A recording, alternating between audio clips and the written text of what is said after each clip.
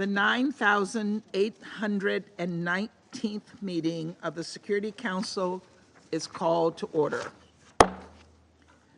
The provisional agenda for this meeting is the situation in the Middle East, including the Palestinian question.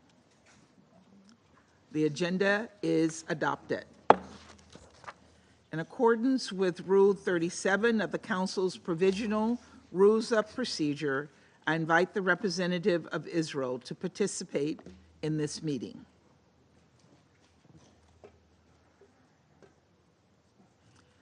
It is so decided. I propose that the Council invite the permanent observer of the Observer State of Palestine to the United Nations to participate in the meeting in accordance with the Provisional Rules of Procedure and the previous practice in this regard. There being no objection, it is so decided.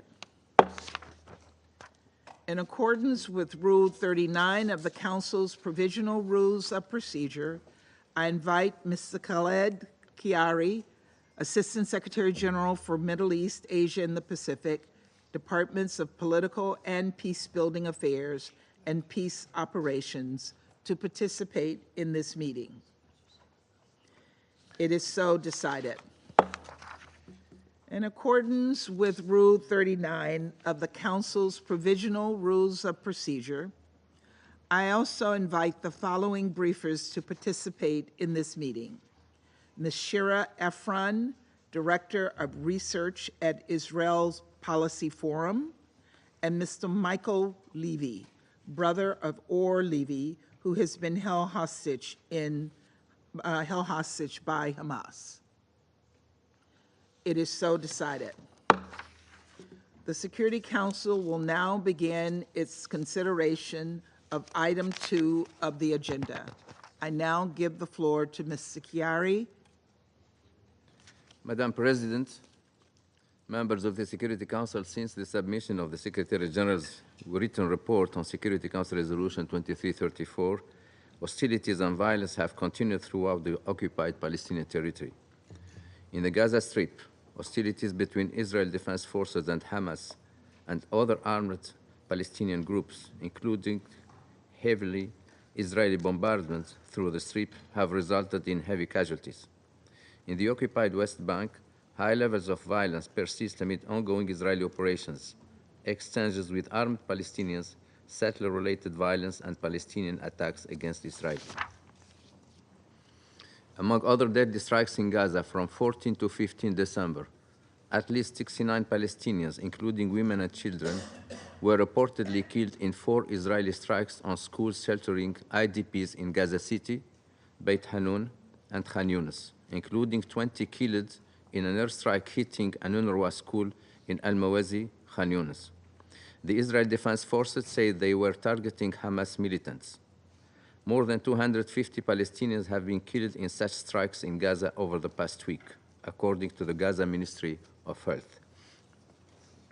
The death toll of this war continues to mount. Since October 7, 2023, more than 45,000 Palestinians have been killed in Gaza, according to the Ministry of Health, and over 1,700 Israeli and foreign nationals have been killed in attacks in or originating from Gaza, according to Israeli sources.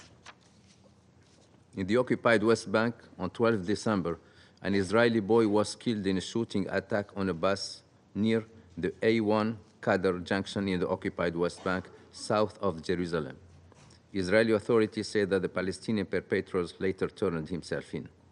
The same day, Israeli forces reportedly killed a Palestinian man in an exchange of fire in Balata refugee camp near Nablus.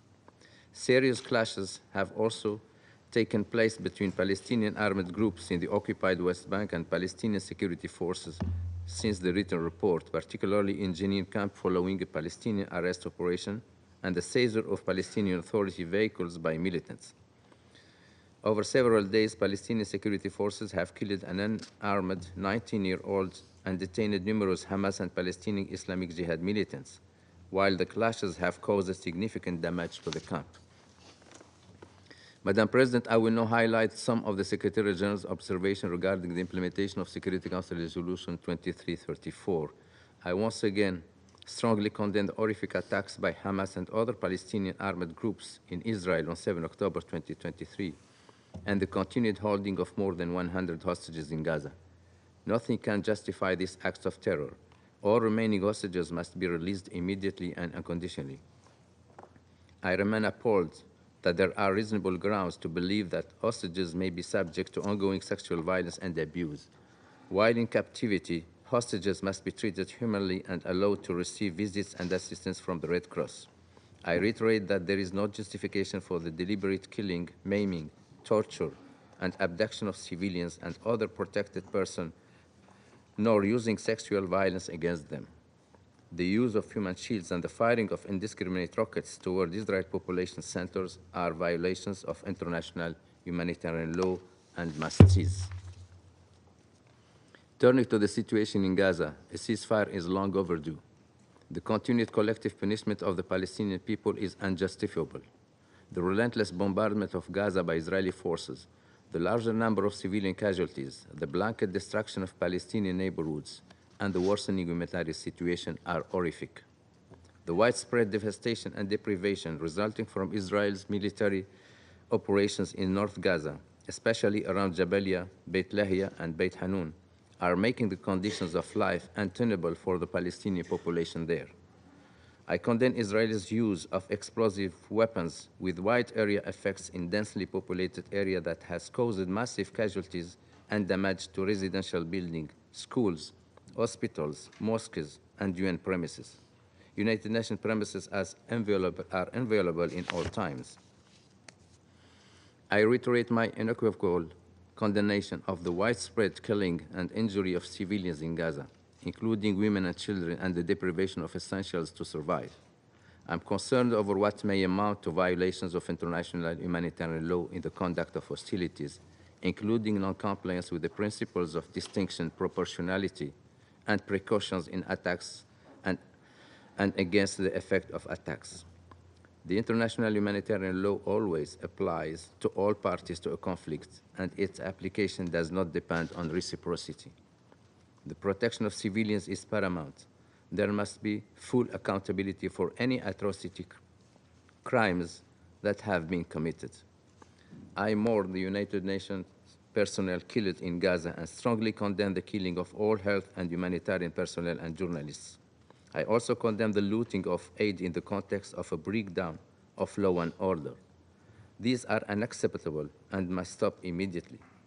I reiterate my call for the full investigation of all such incidents and accountability for any violation of international law.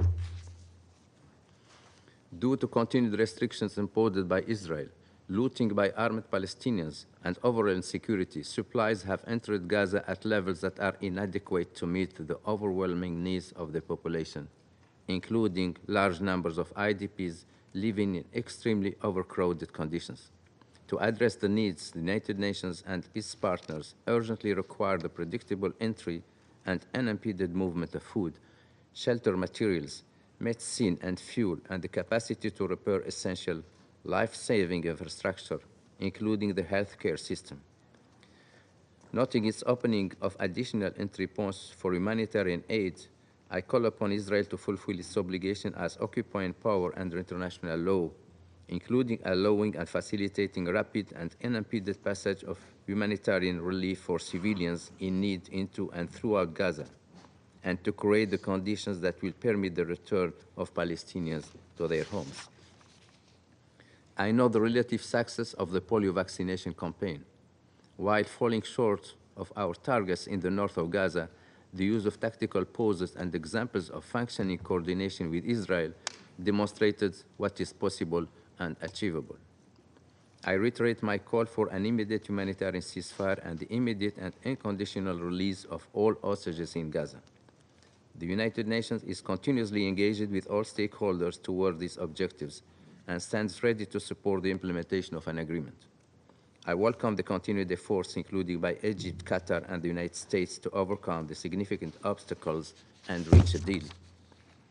I remain deeply alarmed by the relentless Israeli settlement expansion in the occupied West Bank, including East Jerusalem, that is fueling tensions, impeding access by Palestinians to their land, and threatening the viability of a future independent, democratic, contiguous, and sovereign Palestinian state. I reiterate that all Israeli settlements in the occupied West Bank, including East Jerusalem, have no legal validity and are in flagrant violation of international law and United Nations resolutions.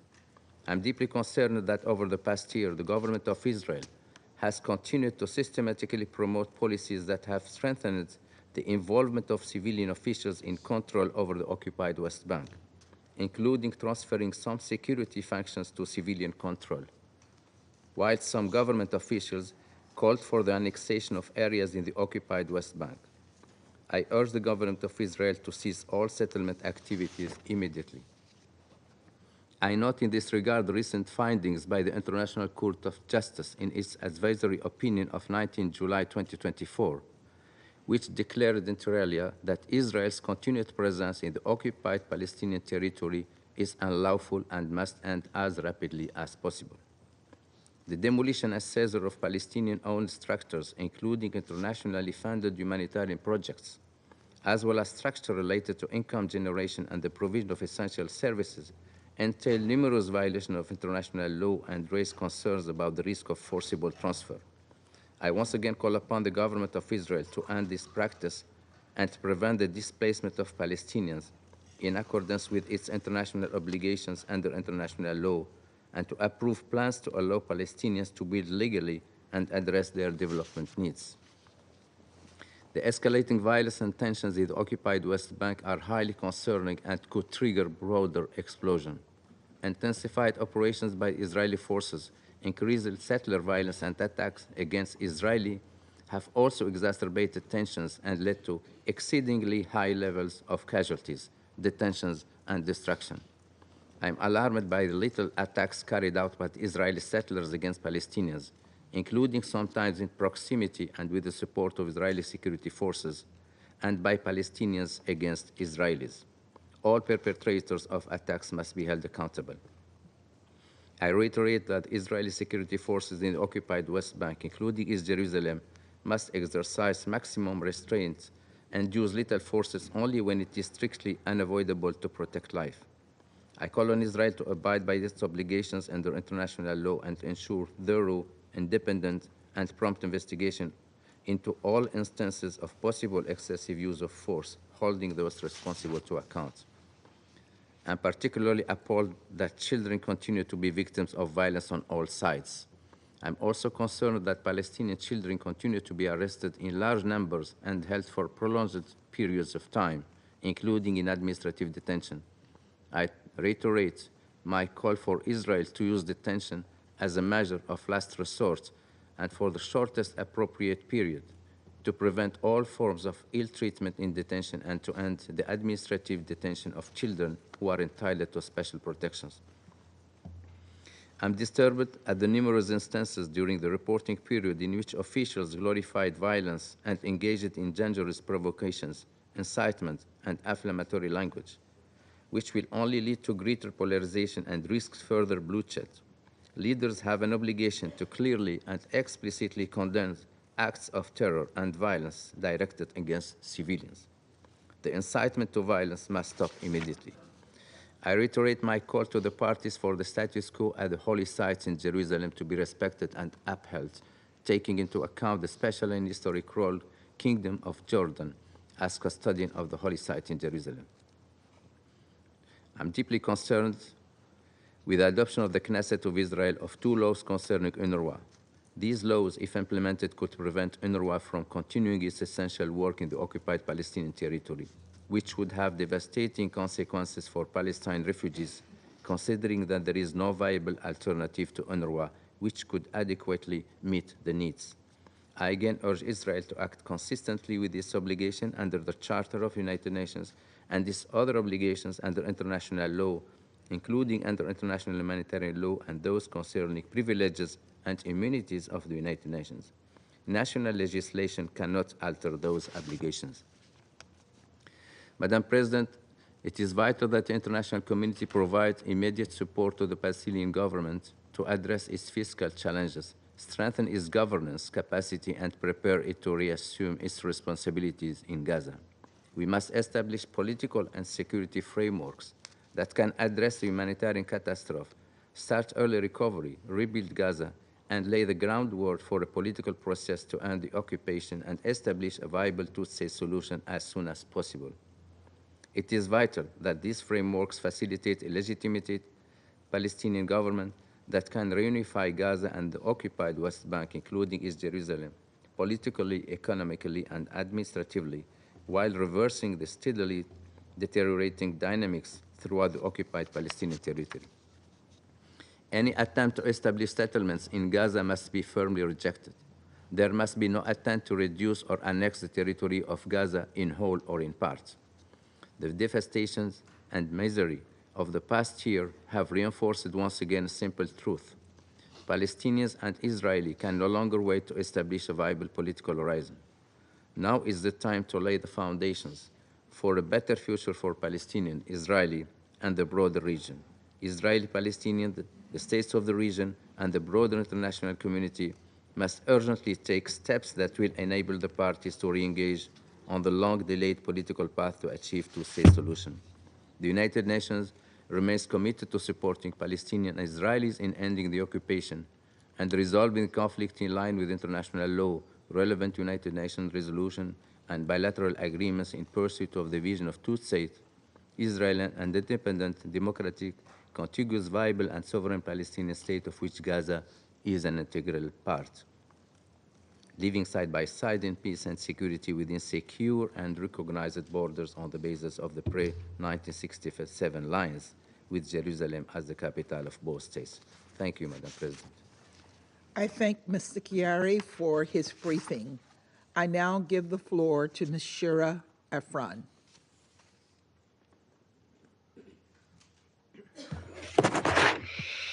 Thank you, Madam President, and distinguished members of the Security Council for the invitation to brief the Council today. It is truly an honor.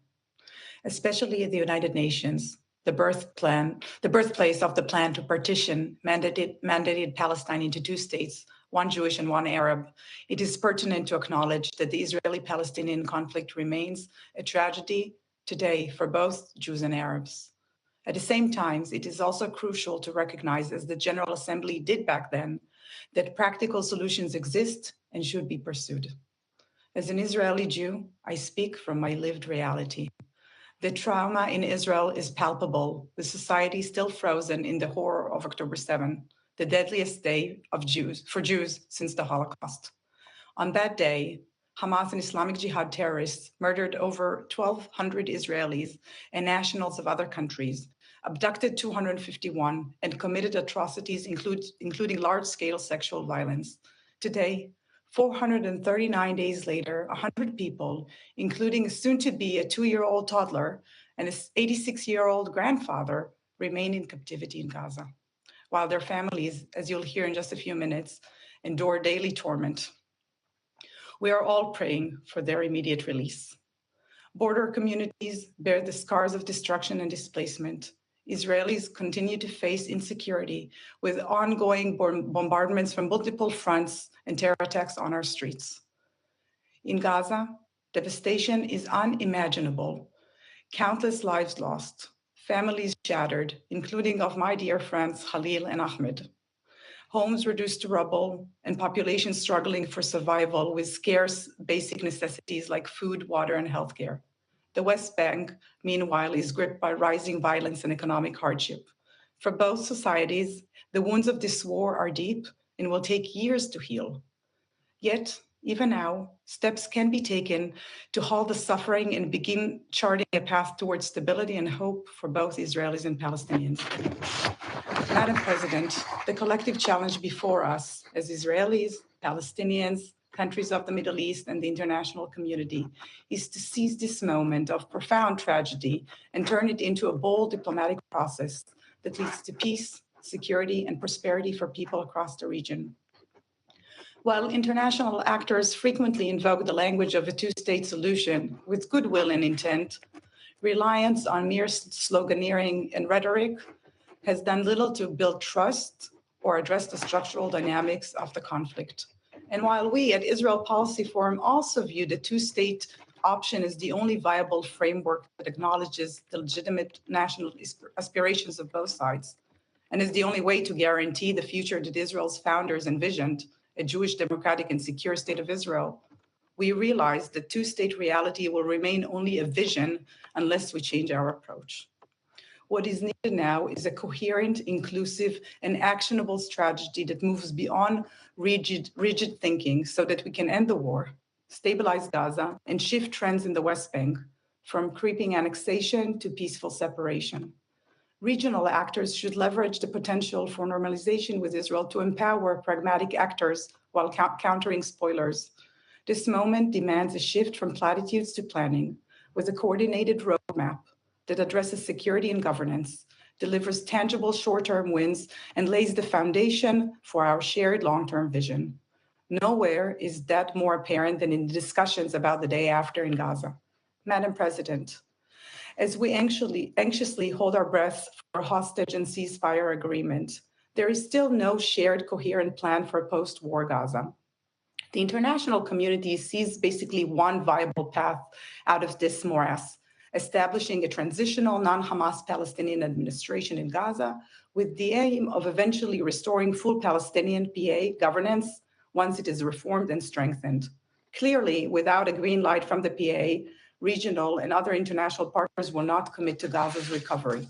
Yet, mostly for political reasons, whether we like it or not, the Israeli government has until now vetoed PA involvement, exacerbating the risk of either full Israeli occupation of Gaza or a Hamas resurgence, or both. Notably, this forum, it's important to acknowledge that despite extreme voices, most Israelis do not want to control the Palestinians in perpetuity, but they're scared and see no plausible alternative. To soften Israeli resistance, there is a need for a gradual, benchmark-driven approach with assurances that capitalizes on success stories, even if those are small. Existing PA capacity in Gaza can and should be mobilized for the humanitarian effort, for example, through relying on former security personnel and senior representatives in key government positions, including in the monetary and water authorities, with whom Israel already interacts today. Involving the PA and ensuring it has the capacities to succeed would also help alleviate fiscal and economic pressures in the West Bank, which is a deep concern for the Israeli security establishment. It would also incentivize sustained, more strategic donor engagement and enlist regional Middle East partners in restoring public order in Gaza's chaos. Further, consent for a meaningful PA role in Gaza should be explicitly leveraged to propel genuine PA reforms with clear objectives, a defined roadmap, and key performance indicators. The PA should demonstrate that it can really be part of the solution by reforming the so-called prisoner and martyr payment systems, creating a conducive environment for the private sector, strengthening judicial independence, reorganizing the security sector, addressing incitement, undertaking educational reform, and working toward a credible election horizon that allows for political participation of next-gen leadership. Without these reforms, realistically, Israel will continue to withhold tax revenues from the PA. US restrictions on aid will remain, and regional states will be hesitant to invest in the Palestinian economy and infrastructure, which will further deepen the PA's fiscal crisis and legitimacy crisis, and jeopardize stability both in the West Bank and Gaza. For its own long-term interest and to enable the PA to succeed, Israel must also take critical steps to shift its policy in Gaza and in the West Bank. These include easing financial pressures on the PA, allowing it to the operational space to effectively govern and secure the territory under its jurisdiction, to free settlement expansions in areas that undermine territorial separation, and in those only, and taking decisive action to stop settler violence. US leadership, security guarantees, and Arab-Israeli normalization can and should play a key role in driving these measures forward. There are no quick fixes to these long-standing issues, unfortunately, and the situation on the ground cannot wait for all our clocks to synchronize. Yet Israel and the international community should identify and amplify positive signals, such as Israel's decision to extend the indemnification for correspondent banking between Israel and the West Bank, as well as the current efforts by the Palestinian security forces to regain control of the refugee camp in the town of Jenin. Importantly, this initiative, alongside ongoing security cooperation and coordination between Israel and the Palestinians, even in the past 15 months, is the result of a long-term strategic international investment in the U.S. Security Coordinator, or the USSC. Building on such success stories is essential to both strengthen and improve the PA's capacity, while simultaneously alleviating Israel's legitimate security concerns. Madam President, so much depends on Israelis, Palestinians, the support of member states, and especially US leadership. But the UN, as an institution, has an integral role to play as well.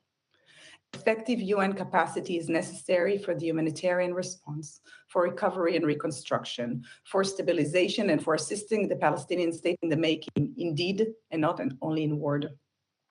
Internally, this requires tight coordination across UN agencies and between principals, streamlined funding, operational mechanisms, and strategic flexibility to step back from overly rigid approaches when pragmatism is needed. At the same time, the UN and Israel must repair their fractured relationship, which has reached unprecedented low.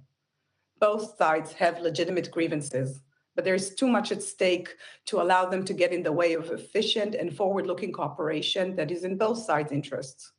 I will speak about the Israeli perspective. There is a long-standing sense of UN bias, compounded by what Israel sees as insufficient reaction to October 7 and its aftermath, and the evidence of UNRWA staff ties to Hamas. This trust deficit has real policy shortcomings of losing all support and leverage with Israel. Israelis need to hear an unequivocal UN condemnation of Hamas and its actions.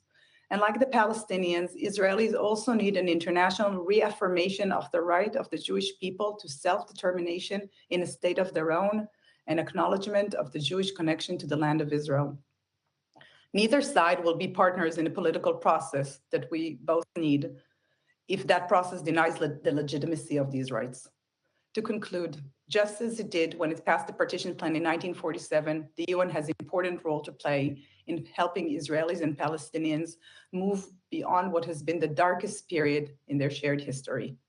This can happen by zooming in on what is possible and achievable rather than what is perfect, and focusing on the solutions rather than getting stuck on the problems.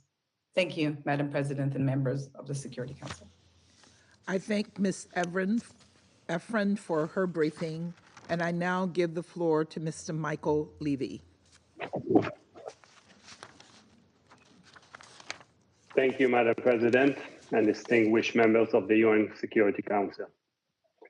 Today, I stand before you not just as Michael Levy, but as a brother, a son, a human being, and as someone whose life has been shattered by unimaginable loss and despair. My brother, Or Levy, is one of the 100 innocent hostages currently held by Hamas in Gaza. For 439 days, Or has been missing from our family.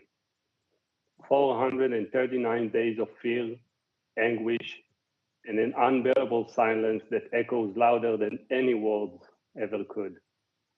On October 7th, Or and his wife Einab went to a music festival, seeking for a brief moment of joy. They arrived just 9 minutes before all hell broke loose. Missiles flew over their heads, and they had to run into a nearby shelter, thinking they will be safe. From that shelter, Or called my mother, repeating the terrifying words, "Mom, you don't want to know what's going on here." That was the last time we heard his voice. 10 minutes later, Hamas terrorists stormed the shelter.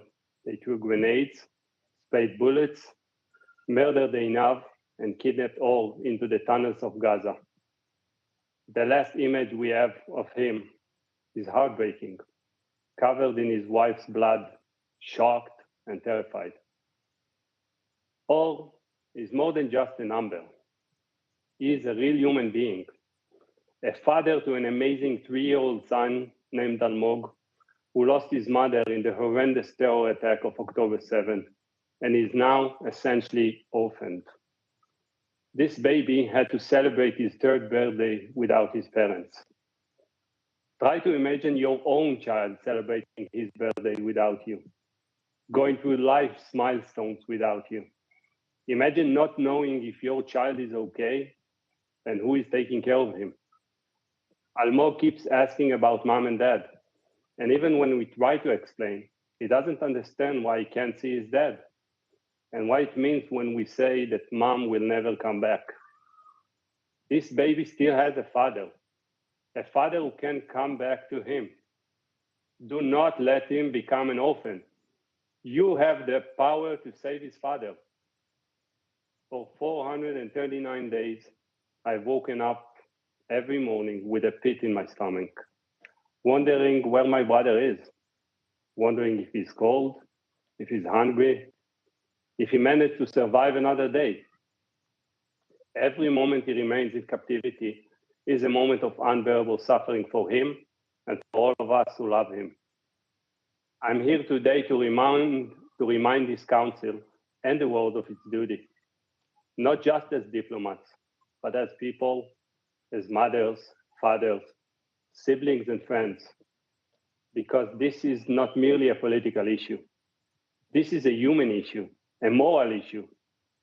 I want to ask every member of this council, what would you do if it was your child, your brother, your loved one? Hamas's actions are not just blatant violation of international law. They are an assault on humanity itself. Holding civilians hostage, men, women, children, is a violation of the principles that this very council was created to protect. And yet, your silence is deafening. Your inaction is suffocating. For every day this council fails to act, the message to the world is clear, that some lives are worth saving and others are not. But I refuse to accept that message. I refuse to accept a world where my brother's life can be used as a bargaining chip and be forgotten. I refuse to believe that this council, which was created to uphold the highest ideals of humanity, will turn its back on those who need it the most. This is your moment to act, to lead, to show the world that this council has the courage to stand for what is right and send a resonating message that terror will never prevail. I'm asking you to prove that international law means something, that human rights are not just words, but principles you will fight to protect. Demand the release of all, demand the release of them all. These 100 lives are not just numbers. They are fathers, mothers, daughters, sons, brothers and sisters. They are people with families waiting desperately to hold them again. I want to express my deepest gratitude to the American nation and all the rest of the nation that supported our campaign for standing with us in this dark hour. Your unwavering belief in freedom and justice is a beacon of hope for families like mine who are desperate for a lifeline. And to President Trump and Biden, we place our deepest hopes and faith that you will bring this tragedy to an end. Your decisive leadership has already brought light into a situation that feels so hopeless. We believe in your strength, your leadership, and your commitment to justice to help bring our loved ones back home. I want to finish with a personal note. Today is my birthday, the second birthday I mentioned without my baby brother. I'm not asking for any presents, celebrations, or even a cake. My only birthday wish is sitting in a Hamas tunnel waiting to be brought back to his son. Bring my brother home. Bring them all home. Thank you. I thank Mr. Levy for his briefing. I now give the floor to those council members who wish to make statements. I give the floor to the representative of Sierra Leone. Thank you, Madam President. Let me thank Assistant Secretary General Khaled Kiari for his important briefing on the implementation of Security Council Resolution 2334, and Dr. Shira Efron of the Israel Policy Forum and Mr. Michael Levy for their perspectives on the situation in the occupied Palestinian territory. We acknowledge the Secretary General's report and regret that this reporting period is marked by continued hostilities between Israel and Hamas and other Palestinian armed groups in the Gaza Strip. This contravenes the provisions of Resolution 2334 that calls for immediate steps to prevent all acts of violence against civilians, including acts of terror as well as acts of destruction.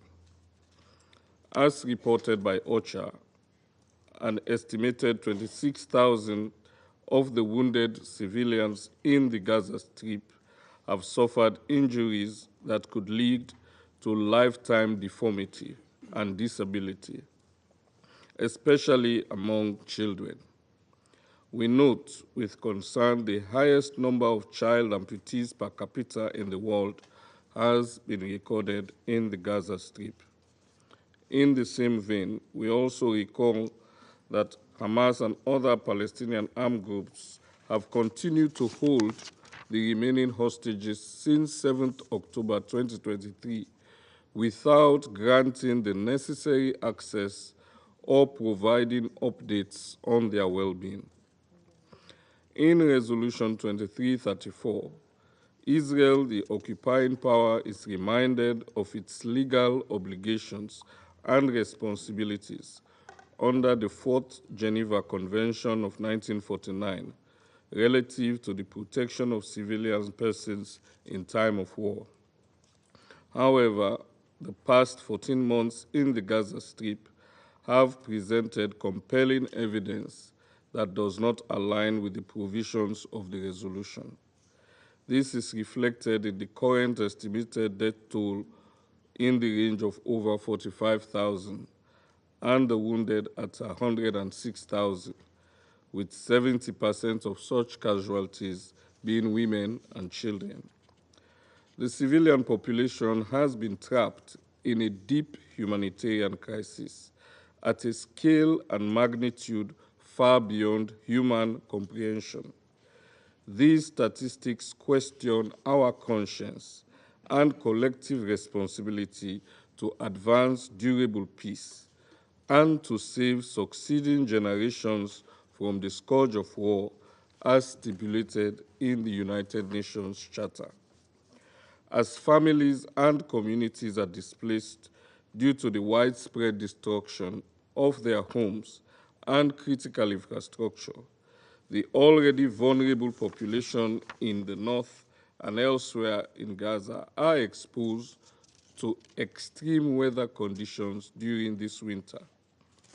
What the Palestinians are currently experiencing represents a disruption of their livelihoods, social networks, and overall well-being.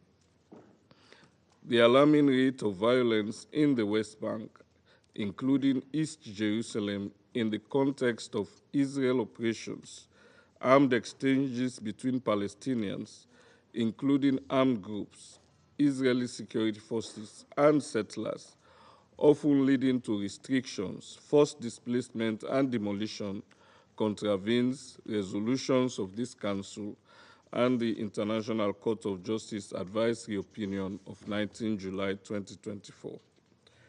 All of these actions on the ground seem to be counterproductive to the search for lasting peace in the Middle East.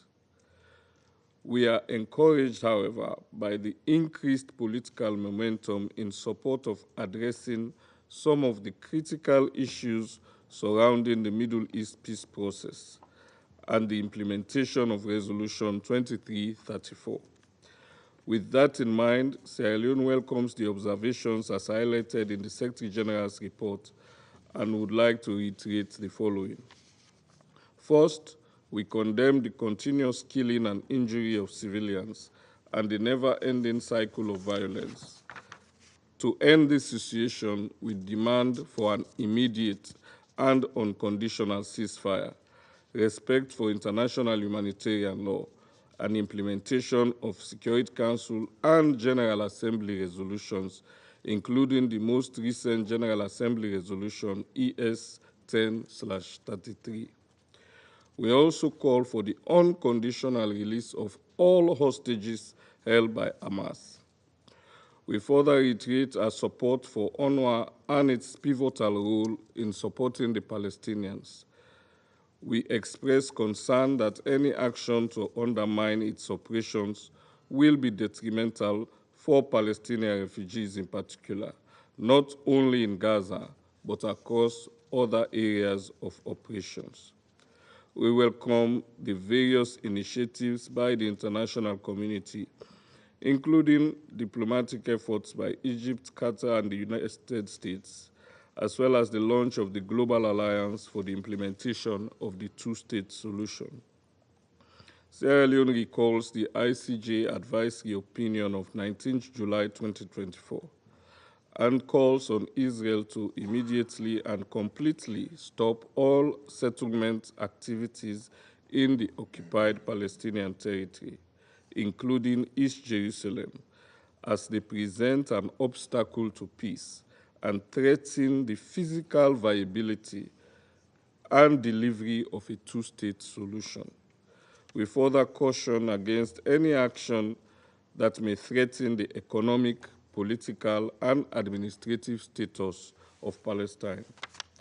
We reject the escalation of violence in the occupied West Bank and call on Israelis and Palestinians to desist from all acts of incitement, inflammatory language, and provocations that may fuel tensions.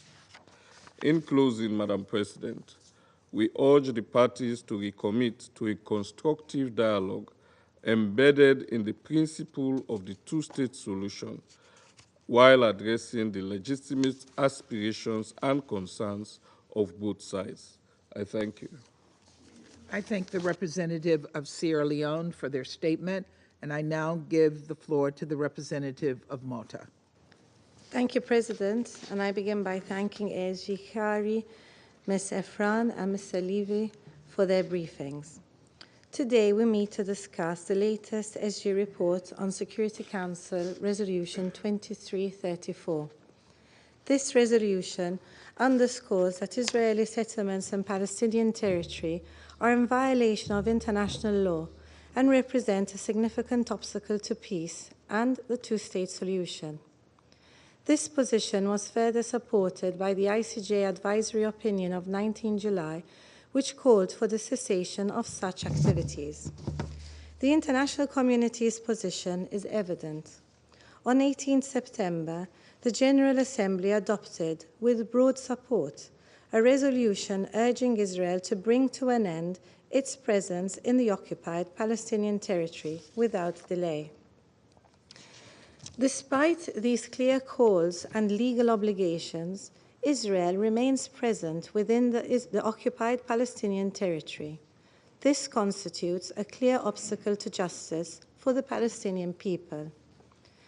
We have not failed to note during these 2 years statements and actions that appear to have as an objective the potential annexation of significant areas of the West Bank.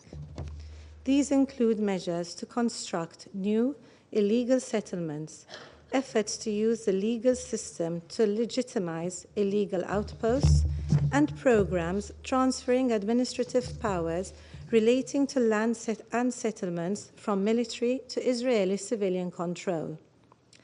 These measures are inconsistent with international law and hinder ongoing efforts to achieve lasting peace.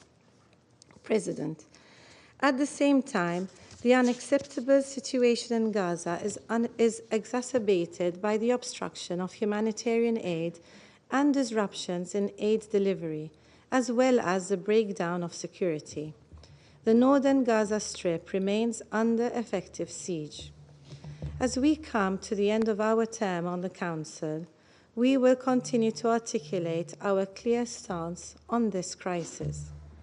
We need an immediate, unconditional, and permanent ceasefire across Gaza and the broader region.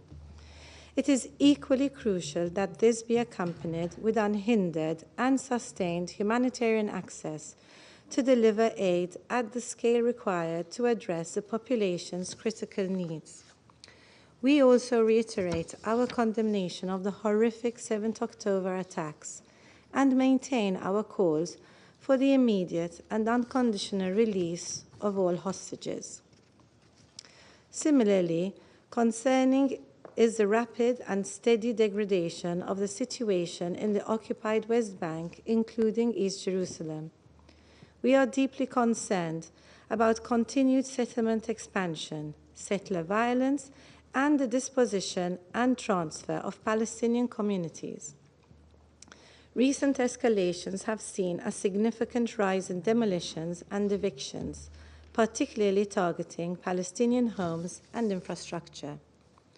Additionally, settler attacks on Palestinian civilians, often carried out with impunity, have intensified, with reports of coordinated incidents in vulnerable communities.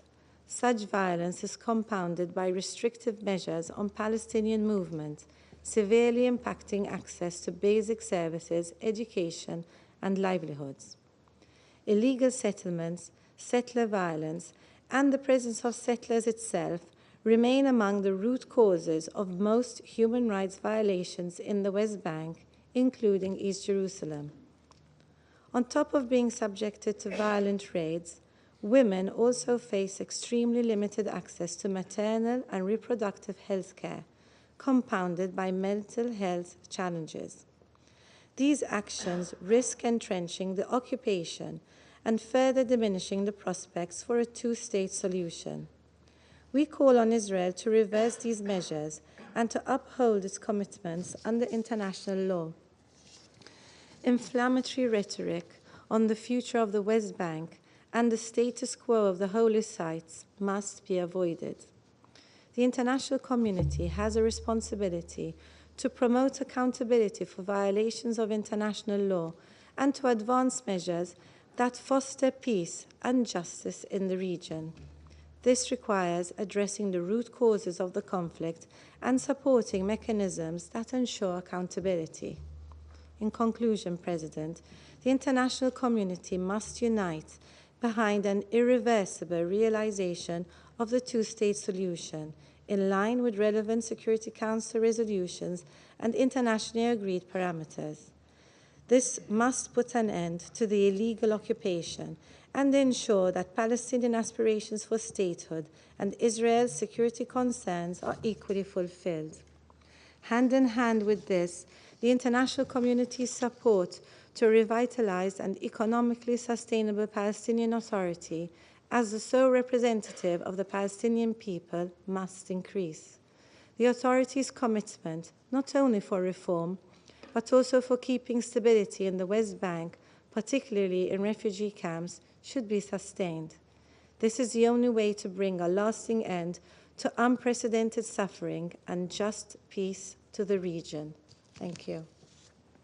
I thank the representative of Malta for their statement, and I now give the floor to the representative of the Republic of Korea. Thank you, Madam President.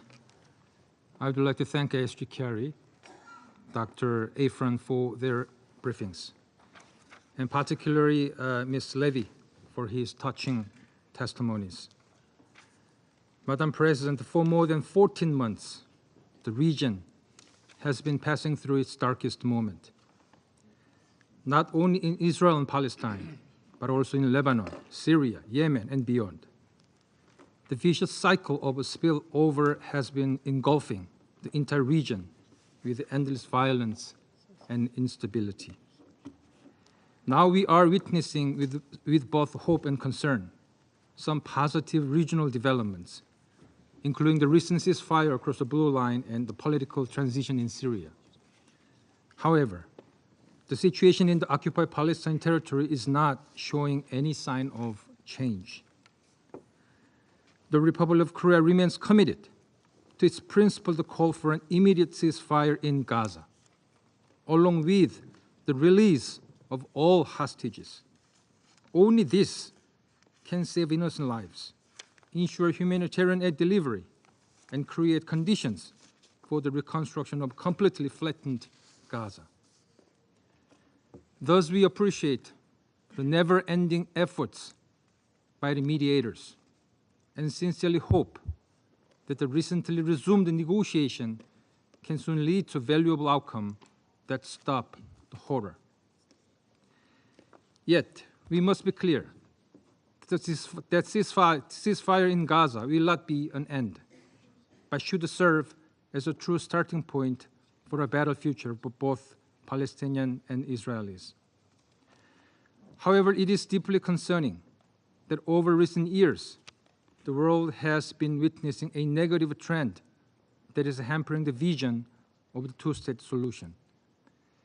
As mentioned in the SG report, Israel has advanced, approved, or tendered for the last 2 years more than 38,000 housing units of settlements in the West Bank, including East Jerusalem. These settlements will add tens of thousands of Israeli settlers in this area. Resolution 2334 affirms that the establishment of settlement has no legal validity and constitutes a flagrant violation under international law. Israeli settlements are also in violation of Article 49 of the Fourth Geneva Convention, which provides that the occupying power shall not deport or transfer its own civilian population into the occupied territory.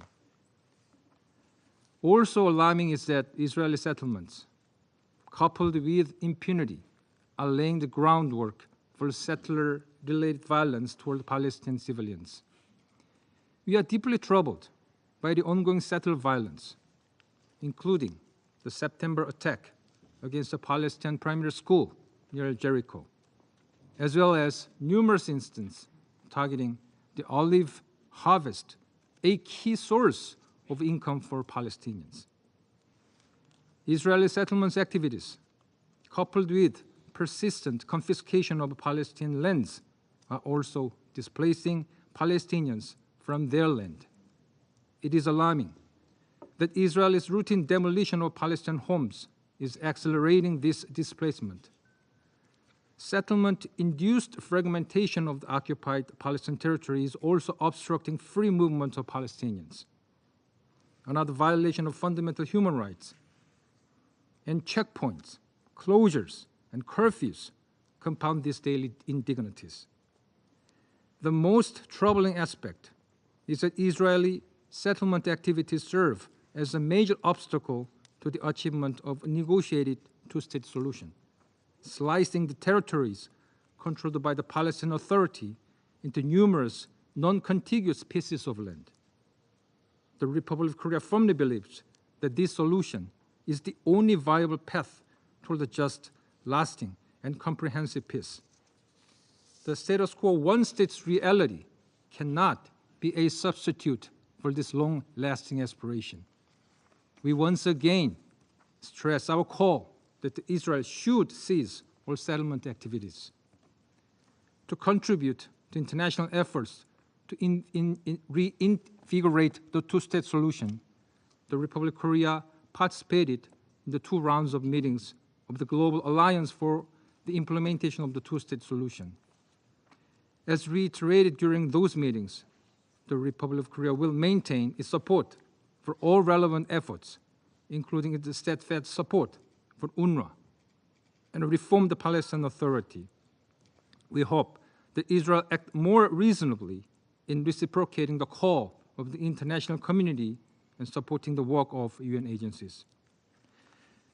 Madam President, heading toward the end of the year holiday season, we wish for 2025 that brings a better future based on peace and coexistence, not only in Israel and Palestine, but also in the wider region. We hope that the ceasefire in Lebanon, albeit fragile, will be the beginning of the end to the widespread violation in the region. And thank you, Madam President. I thank the representative of the Republic of Korea for their statement. I now give the floor to the representative of Mozambique. Thank you, Madam President. We commend the United States presidency for convening this session, addressing the ongoing situation in the Middle East, including the Palestinian question. We thank Ms. Rosemary DiCarlo and the Secretary General for Political and Peacebuilding Affairs for her comprehensive briefing on the implementation of the Security Council Resolution 2334. We are also thankful to the civil society briefers for the information provided on the matter. Madam President, Mozambique is deeply concerned by the persistent violations of Security Council Resolution 2334, the continued demolitions and seizures of Palestinian-owned structures in the occupied West Bank, as documented in the Secretary General's report, represent a significant impediment to peace and stability. The ongoing hostilities between Israel and Hamas in Gaza have resulted in a devastating humanitarian crisis. The loss of thousands of lives, extensive civilian displacements, and systematic destruction of critical infrastructure aggravate an already dire humanitarian situation faced by Palestinian communities. Such actions, including the expansion of settlements, acts of terror and violence against innocent people, destruction of private infrastructure, constitute a blatant violation of international law. These developments systematically undermine international efforts to de-escalate tensions and pursue a comprehensive resolution to the Middle East conflict. We therefore call on all parties to immediately cease these destructive actions and create meaningful opportunities for constructive dialogue and peaceful resolution of this protracted conflict. We further call on the parties to refrain from the rhetoric of incitement to violence, inflammatory provocations, hatred, speech, and other provocative actions that can only fuel the conflict. Madam President, in conclusion, we call for an immediate, unconditional, and permanent ceasefire in Gaza, the release of hostages, and the establishment of an impeded flow of humanitarian aid in line with Security Council resolutions 2712, 2720, 2728, and 2735.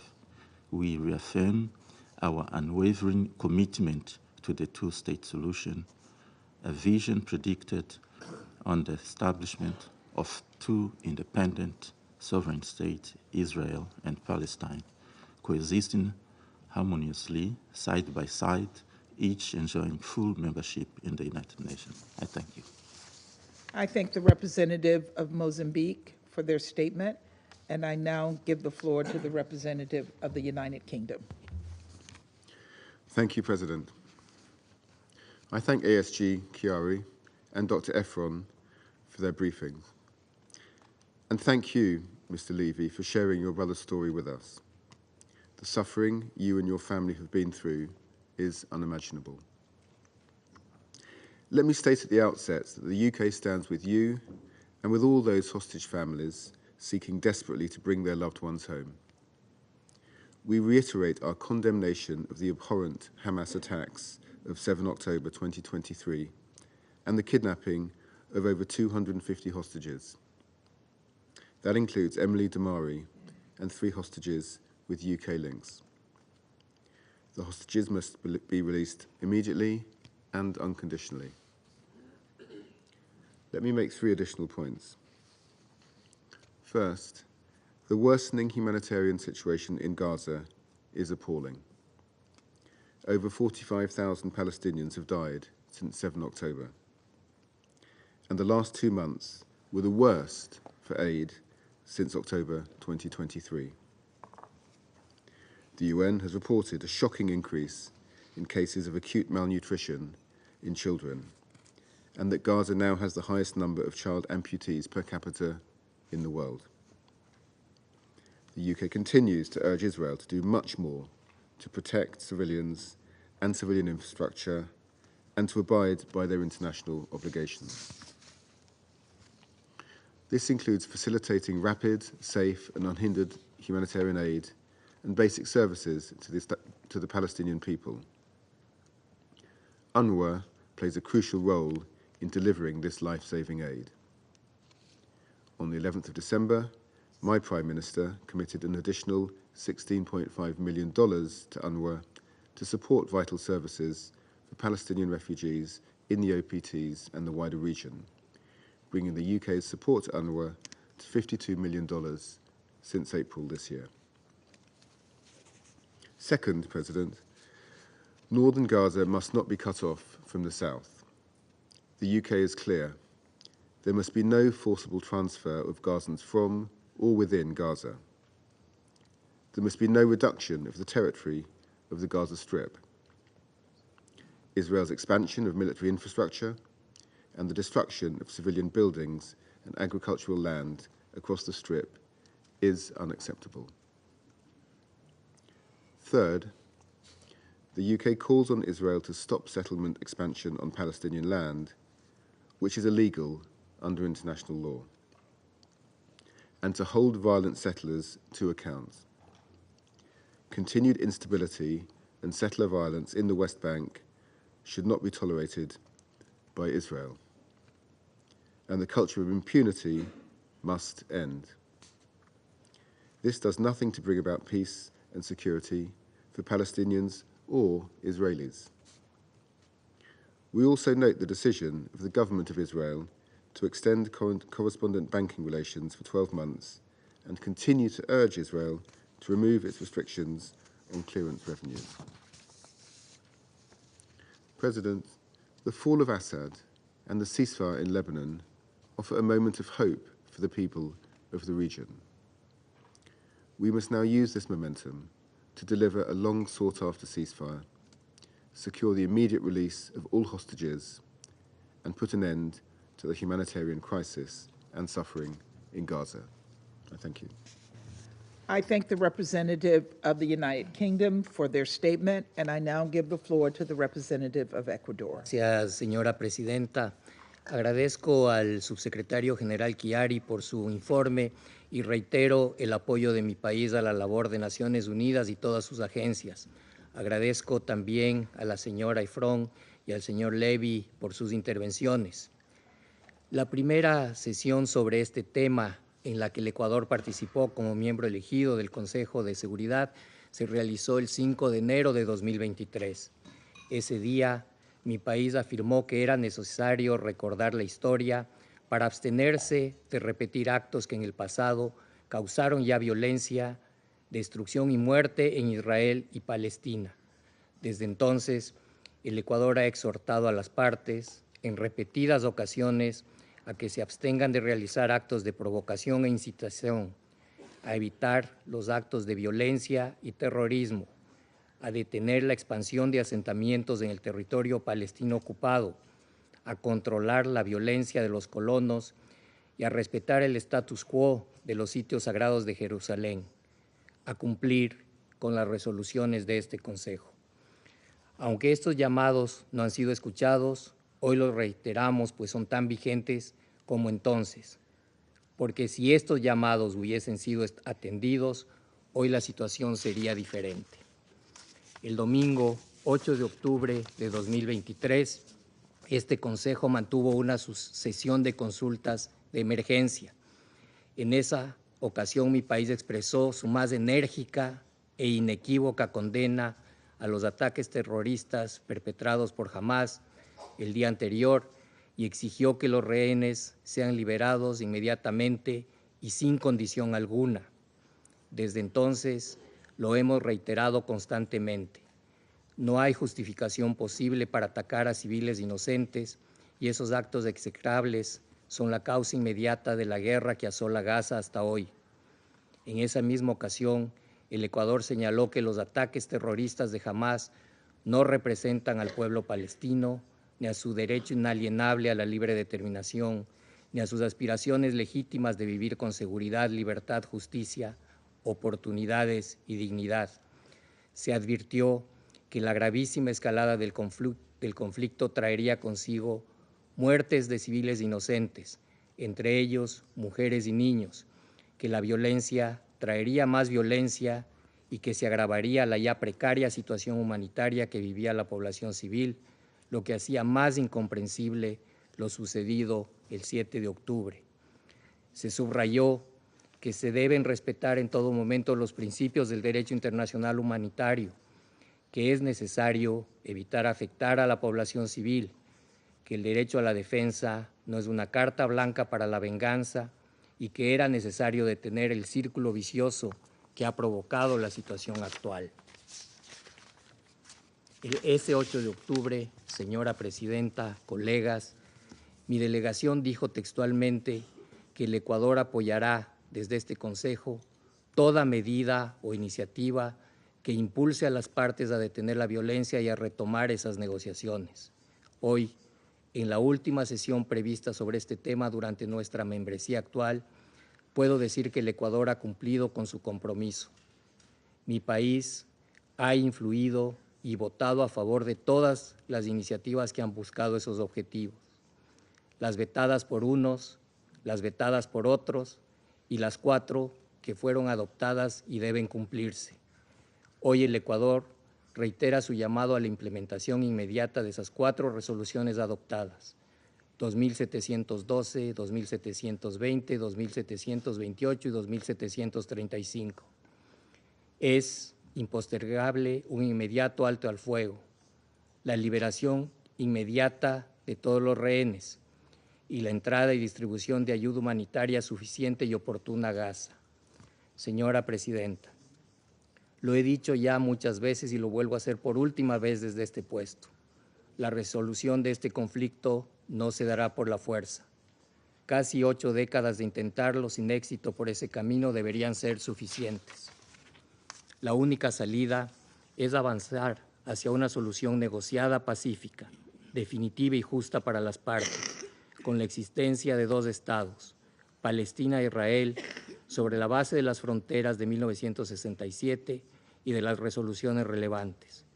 Para ello se requiere voluntad política, valentía y visión a largo plazo por parte de quienes toman decisiones. Mi país hace votos para que un día no muy lejano, con buena fe, prevalezcan esas cualidades y ambos pueblos finalmente vivan en paz, con dignidad y seguridad, reconociendo en el otro a seres humanos con derechos y anhelos de igual valor que los suyos propios. Muchas gracias. I thank the representative of Ecuador for their statement, and I now give the floor to the representative of Guyana. Madam President, I thank Assistant Secretary General Chiari for his briefing and Dr. Efron and Mr. Levy for the perspectives they shared. Madam President, Guyana notes with concern that no steps were taken by Israel since the Secretary General's last report on the implementation of Resolution 2334 to comply with the provisions of that resolution. This ongoing stance of non-compliance is even more concerning, considering that the International Court of Justice has established that the Israeli settlements in the West Bank and East Jerusalem are violations of international law. The court further established that Israel has an obligation to immediately cease all new settlement activities and to evacuate settlers from the occupied territories. Despite these clear legal provisions, however, Israel continues to violate international law through both its policies and practices regarding settlement activities in the occupied Palestinian territory. In this context, the Secretary General's report sets out very clearly the violence and other human rights abuses that are the hallmark of Israeli settlement activity in the occupied Palestinian territory. Guyana therefore reiterates its call on Israel to strictly abide by its legal obligation as an occupying power to safeguard the rights and interests of the Palestinian people. Madam President, Guyana has taken note of the impact of Israel's settlement policies and practices on Palestinians in the occupied West Bank, including East Jerusalem. We note, for example, the increasing number of fatal incidents and are alarmed that most Palestinians were killed by Israeli security forces in the context of Israeli operations. We have also taken note of the continuing incidents of displacement of Palestinians in the occupied West Bank, including East Jerusalem, attributed to demolitions and other illegal activities by Israelis. It is unjust that Palestinians are forced to live with the constant threat of violence and even death by the Israeli security forces and Israeli settlers, even when they are engaged in routine activities such as picking olives from their olive groves. Guyana deplores these acts in the strongest terms and underlines Israel's legal and moral obligation to desist. Madam President, the Secretary General's account of the situation in Gaza remains a point of deep concern for Guyana, as it does for the international community. According to Gaza's health ministry, the death toll has surpassed 45,000. This is shocking in any context and would elicit urgent and strong measures from this Council were we to act solely based on our Charter mandate. It is deeply lamentable that the Council has been unable to achieve consensus to act for the Palestinian people, while hundreds of thousands of innocent civilians are killed, disabled, displaced, orphaned, widowed, starved, among other violations, the depth and scale of which no report can perhaps adequately capture.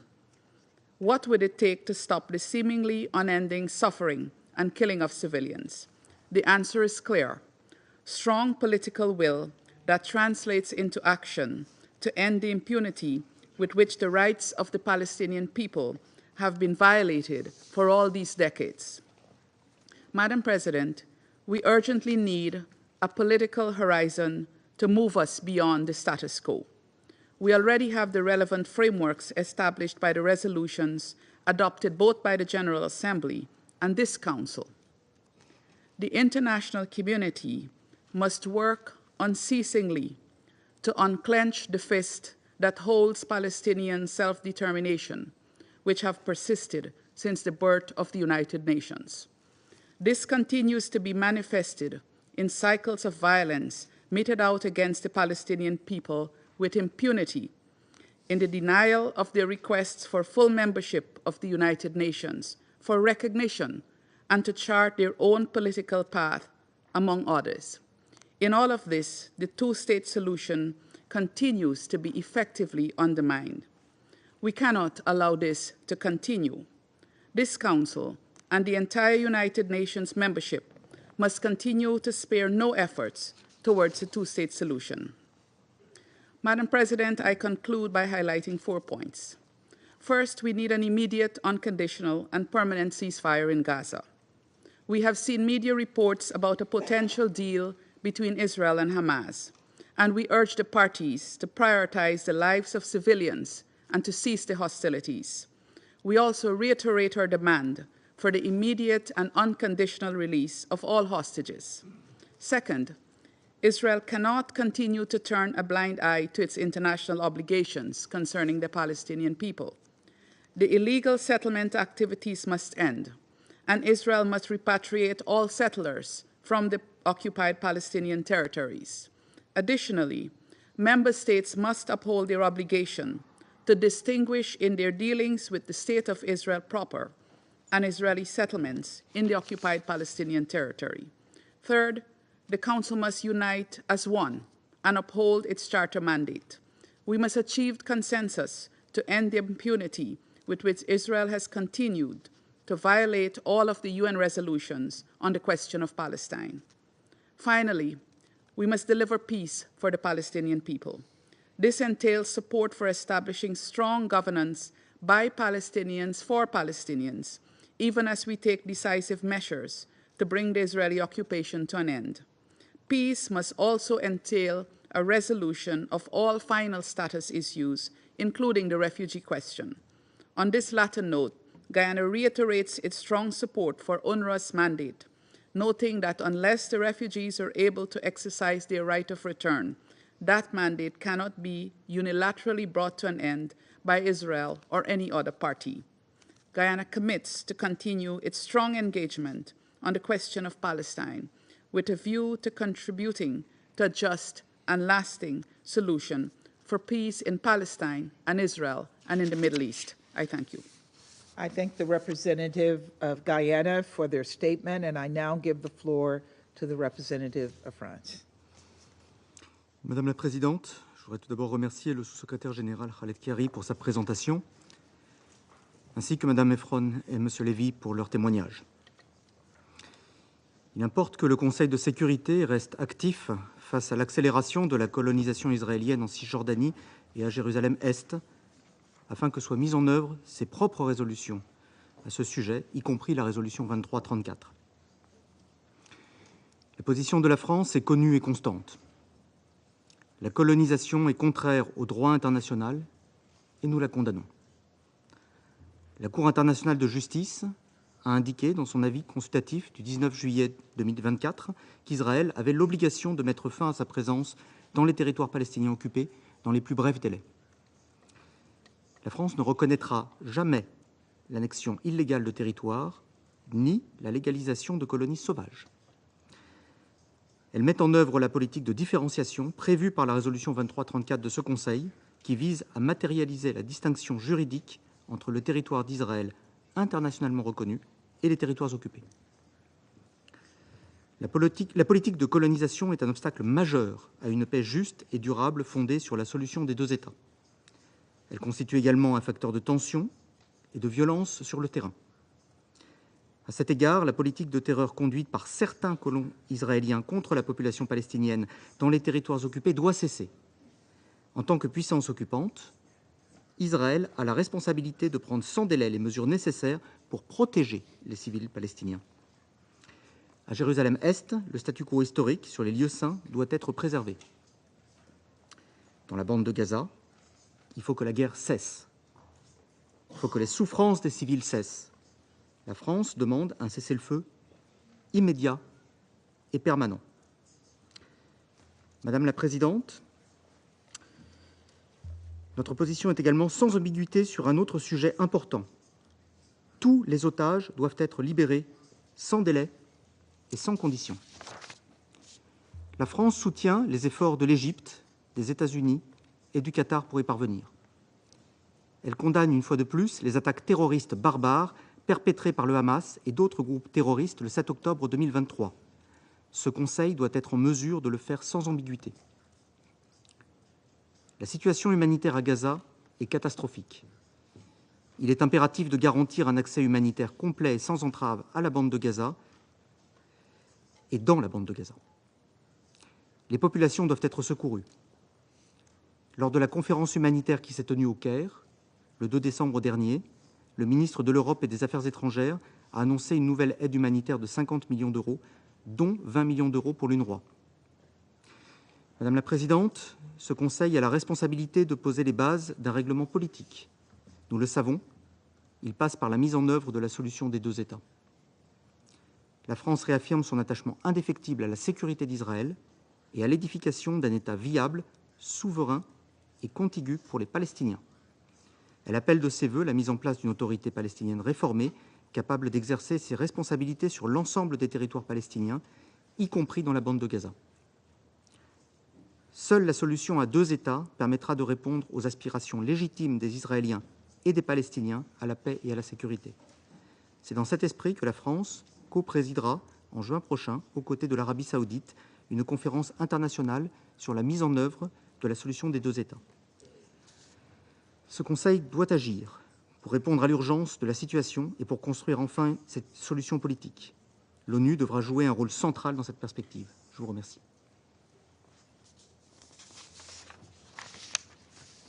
I thank the representative of France for their statement, and I now give the floor to the representative of Slovenia.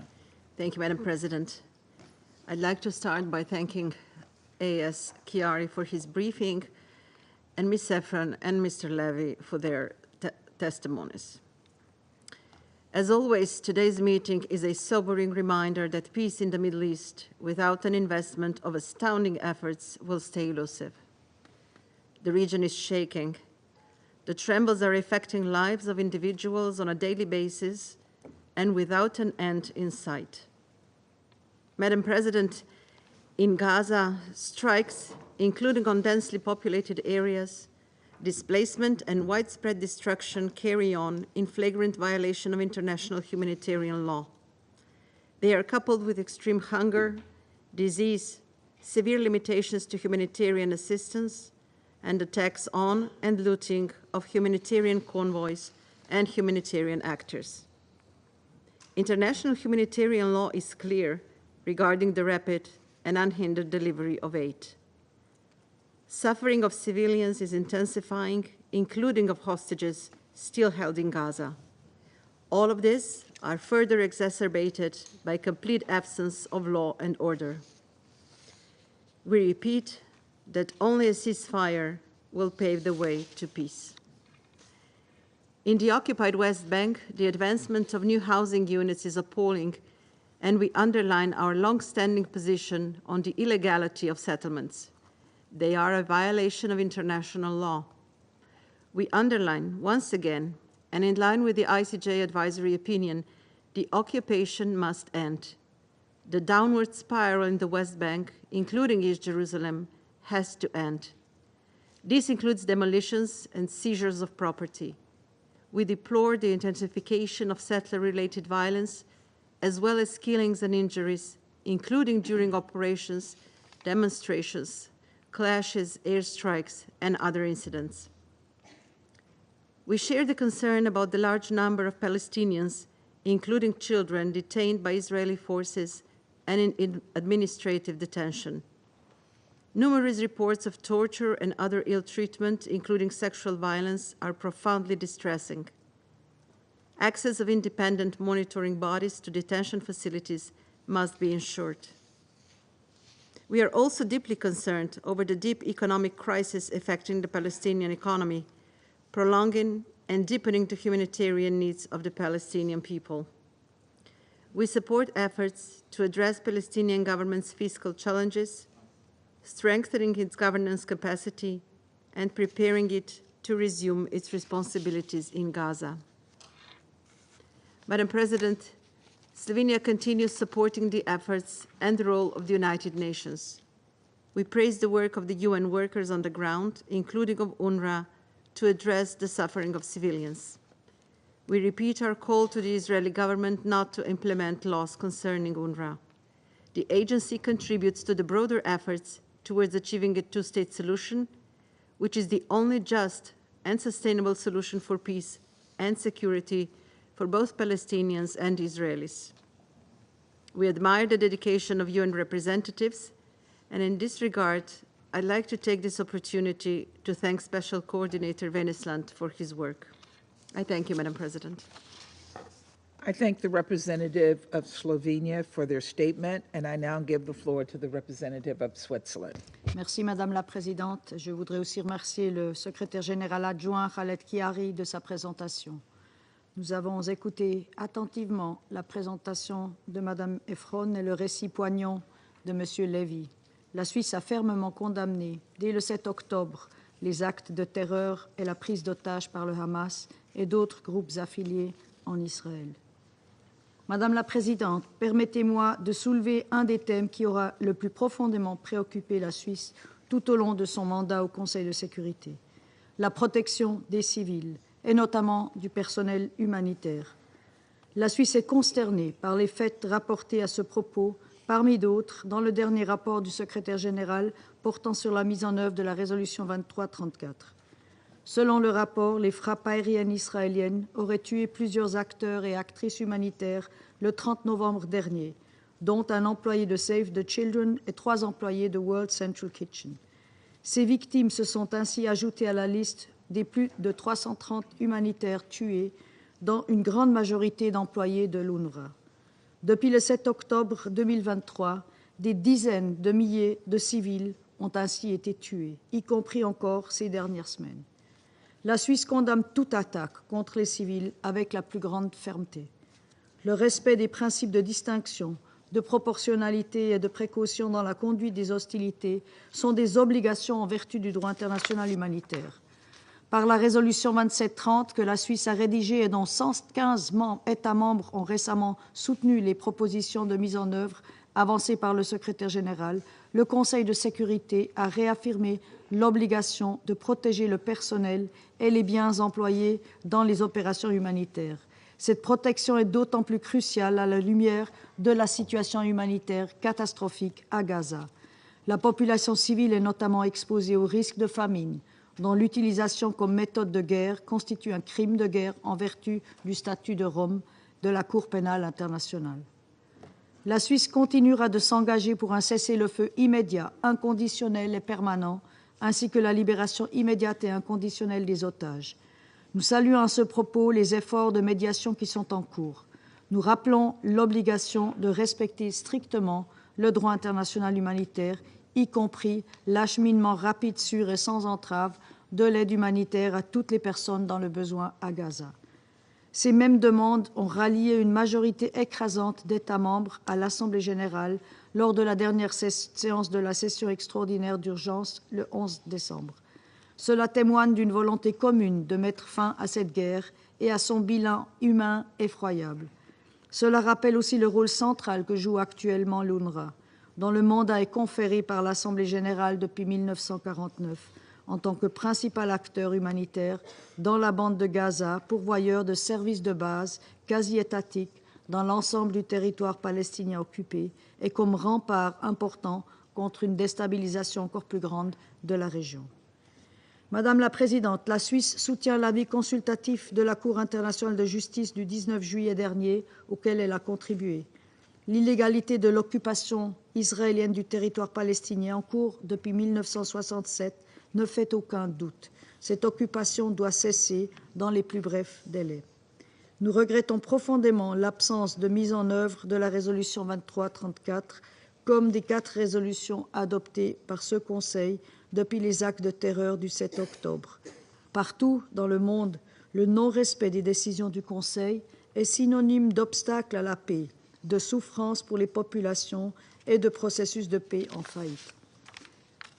J'en veux pour preuve la situation en Cisjordanie, y compris à Jérusalem-Est, où la violence n'a jamais été aussi élevée en raison des attaques de colons et des opérations menées par les forces de sécurité israéliennes. La Suisse est aussi préoccupée par les violences liées à la présence de groupuscules armés, notamment à Jénine.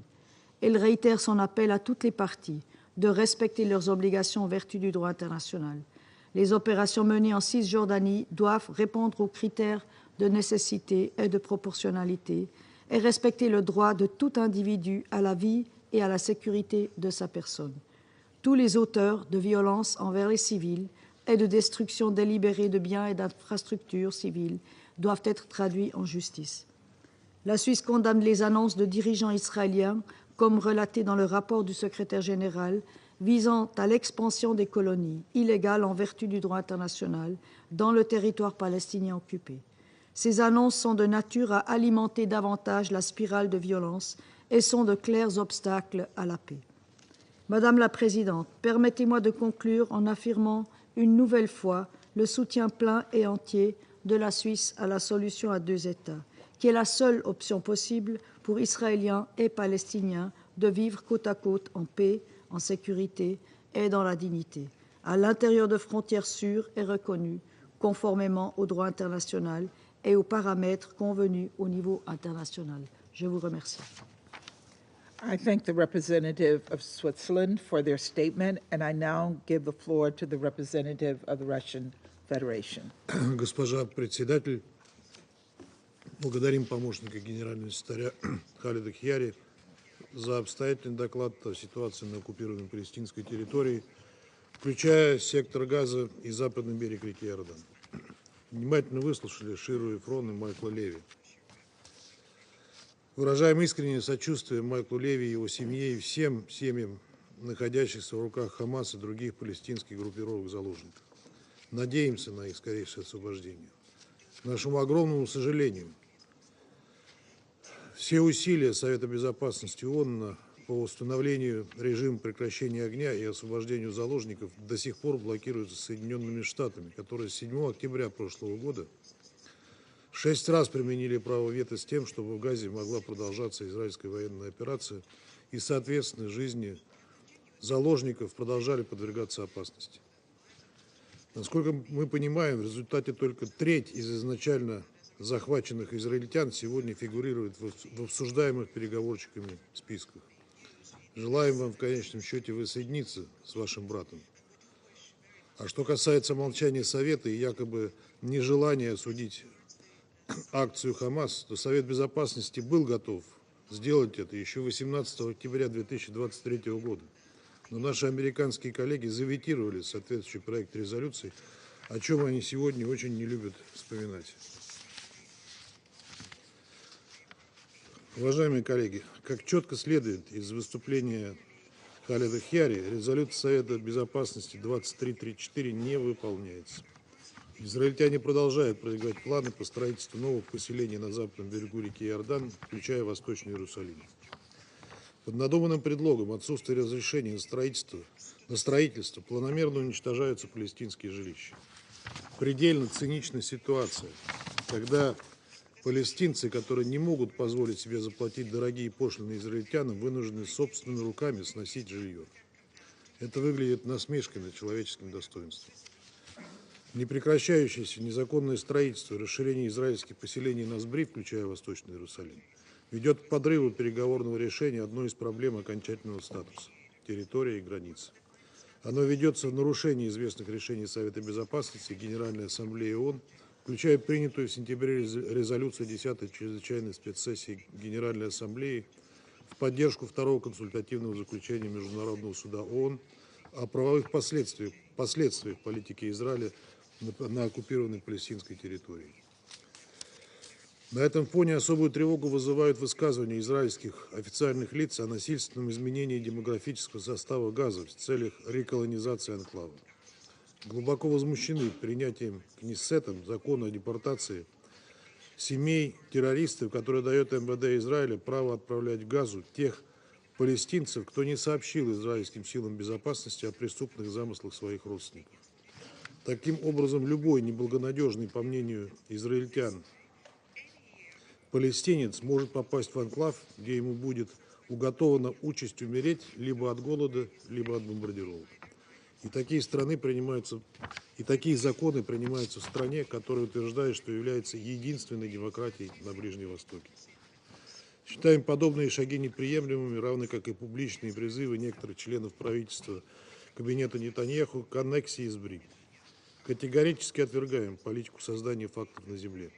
Израильская оккупация палестинской территории в любом случае незаконна с точки зрения международного права, и никаких оправданий для нее быть не может.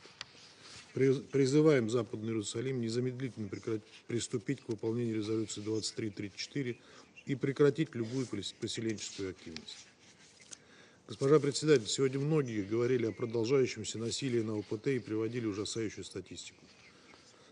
С начала обострения конфликта в Газе убито уже 45 тысяч палестинцев. Это только тех, о которых достоверно известно. В большинстве своем женщины и дети. На фоне этих чудовищных цифр несколько в тени остается статистика по Сбри. А ведь там с октября 2023 года по 31 октября 2024 года убито 736 палестинцев. И это в условиях формального отсутствия военной операции. Жизнь палестинских граждан на Сбри уже практически невыносима. В докладе генерального секретаря приводится яркая иллюстрация бессмысленности и беспощадности насилия со стороны израильских поселенцев. 5 октября группа из 40 израильтян, вооруженных ружьями, дубинками, ломами и перцовыми баллончиками, отправилась на охоту за сборщиками оливок. Нападавшие избили 25 палестинцев, сломали им конечности, разбили головы. Среди жертв был ребенок, инвалид, женщина и пожилой человек. После этого поселенцы выбросили весь урожай и украли инвентарь. Что же сделали прибывшие на место израильские полицейские, которые вроде бы призваны поддержать порядок в правовом, как утверждают израильские власти государства? Они разогнали палестинцев шумовыми гранатами. Такое отношение к палестинцам, как к людям второго сорта, абсолютно недопустимо, и международное сообщество обязано добиваться прекращения этой чудовищной политики Западного Иерусалима. Ситуацию на Сбре невозможно рассматривать в отрыве от более широкого контекста эскалации в Газе. Прекратить ее не удается уже более года. Члены Совета Безопасности неоднократно выдвигали проекты резолюции с требованием безусловного прекращения огня в Газе как первого шага для стабилизации обстановки на ОПТ. К сожалению, Соединенные Штаты, как мы уже сказали, последовательно ветировали эти документы, ссылаясь на то, что никто не должен навязывать Израилю мирное решение.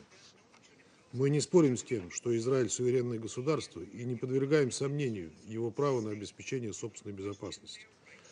Однако нас тревожит, что израильская сторона обосновывает этим правом не только борьбу с терроризмом на своей территории, но и коллективное наказание палестинского народа в Газе и на Сбри, бомбежки Ливана, Сирии, оккупацию сирийских земель. Складывается впечатление, что полноценное обеспечение собственной безопасности Израиль видит как создание вокруг себя безлюдной пустыни, на которую будут нацелены израильские танки, беспилотники и истребители. А договариваться с палестинцами, ливанцами и сирийцами Западный Иерусалим планирует исключительно с позиции силы и устрашения, рассчитывая на то, что Вашингтон всегда прикроет и окажет ему необходимую дипломатическую и военную поддержку. Но таким способом конфликты не решаются, а только усугубляются. Если довести людей до состояния, когда им нечего терять, то не стоит удивляться, почему радикальные идеи становятся столь популярными среди населения. Не следует удивляться и фактическому замораживанию процесса нормализации отношений регионалов с Израилем на фоне кровавой операции в Газе. Вместо того, чтобы искать решение имеющихся проблем, Западный Иерусалим создает новые.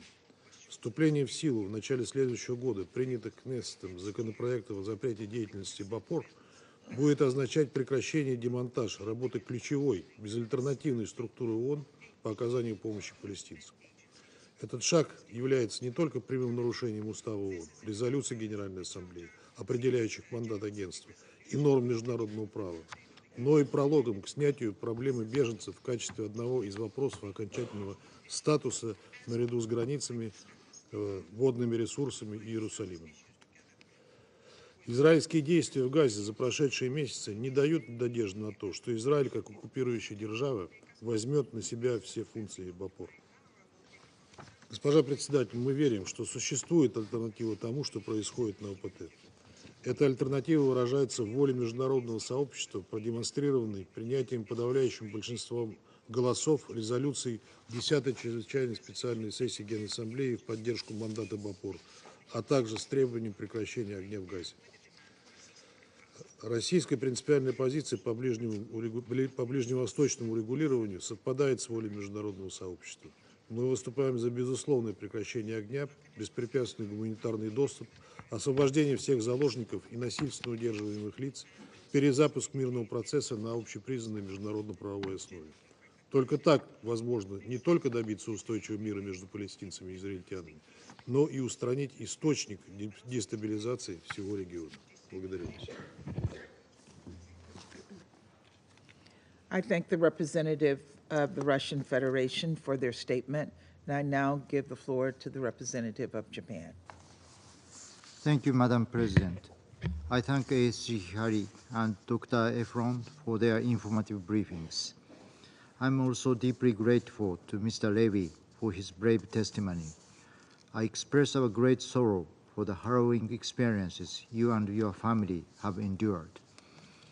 Let me reiterate Japan's strong condemnation of the brutal acts of terror by Hamas and others, and demand for the immediate and unconditional release of all hostages.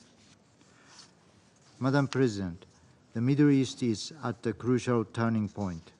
While the situation in the region remains fragile, recent events have offered a ray of hope for peace. In Lebanon, Israel and Lebanon agreed to a ceasefire.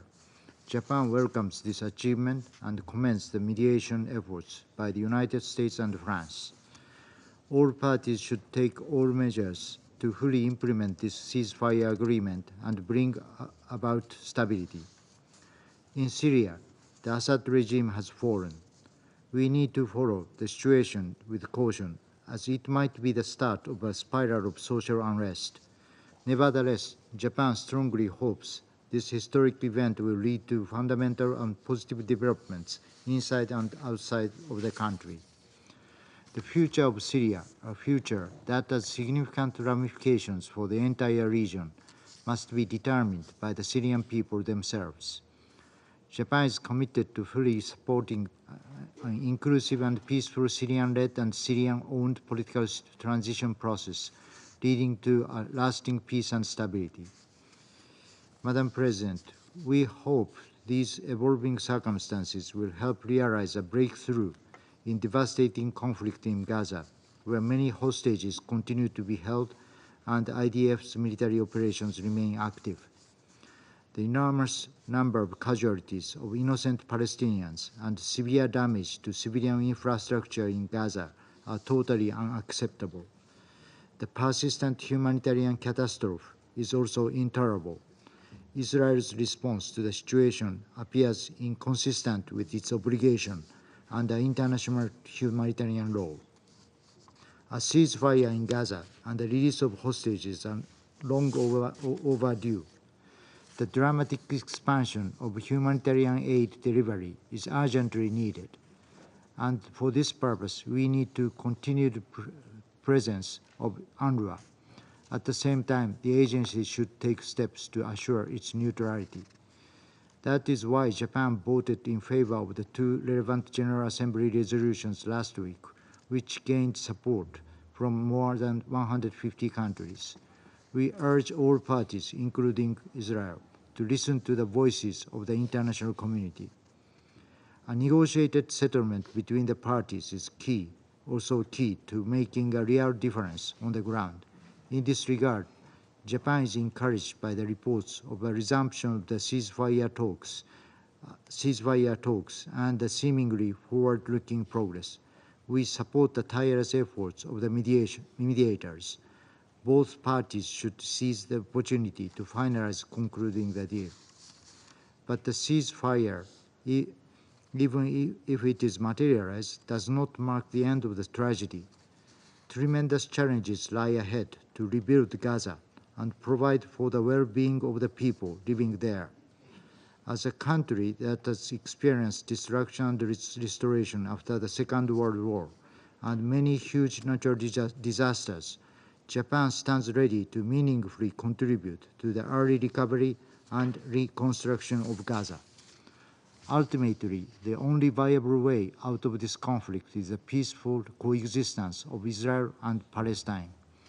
Japan remains steadfastly committed to this vision. We oppose the Israelis' illegal settlement activities and any attempts to annex the West Bank. These would undermine the viability of a two-state solution and must stop immediately. We will also spare no effort to revitalize the Palestinian Authority financially and politically, both here at the UN and through our own initiatives, equally after our current term in this Council is over. I thank you, Madam President. I thank the representative of Japan for their statement. I now give the floor to the representative of Algeria. Madam President, we thank Mr. Khaled Khiari for his comprehensive briefing. And we take note of the interventions of the civil society representatives.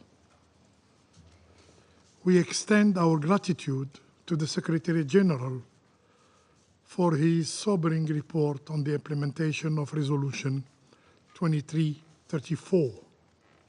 It is a report filled with anguish and despair for the Palestinian people, a stark testament to the ongoing impunity with which the Israeli occupying power disregards international law.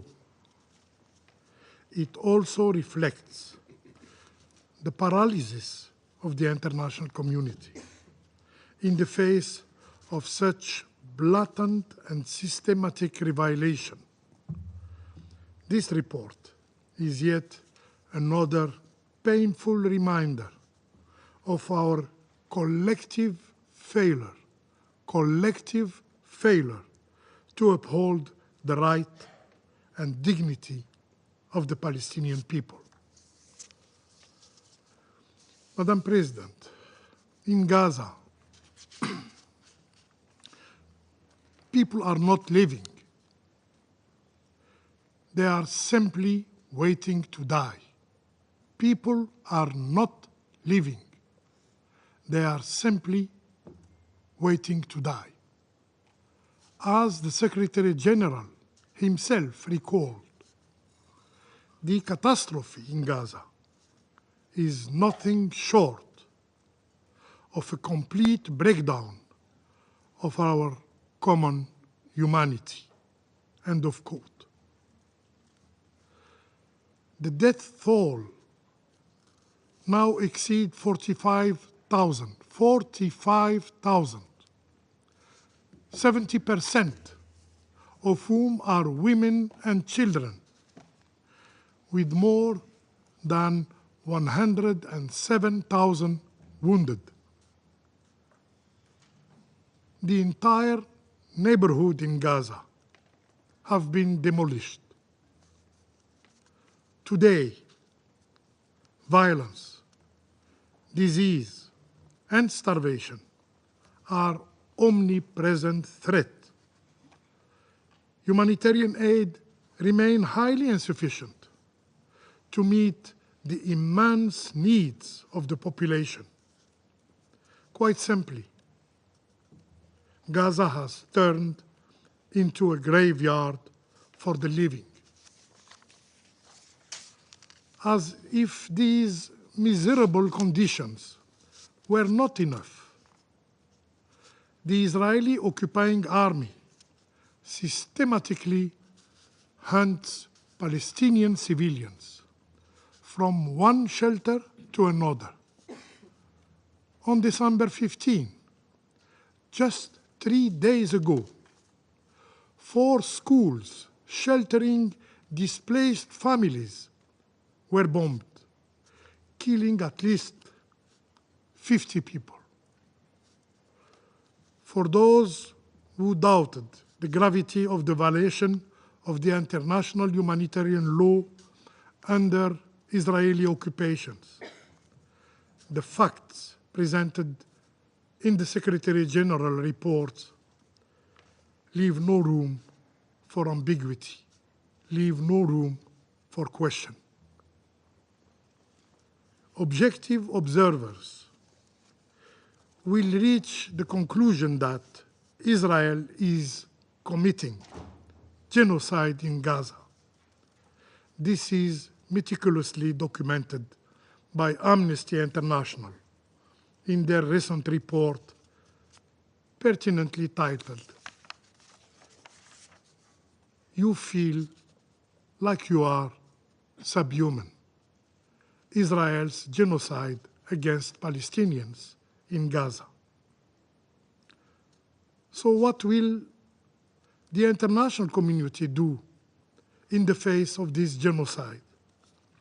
Will it continue to perpetuate impunity? Will it continue to perpetuate immunity? Will it continue to obstruct international justice?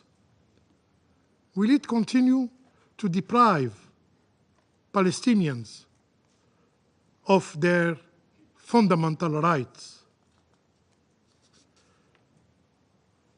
Is it not time for justice? Is it not time for accountability?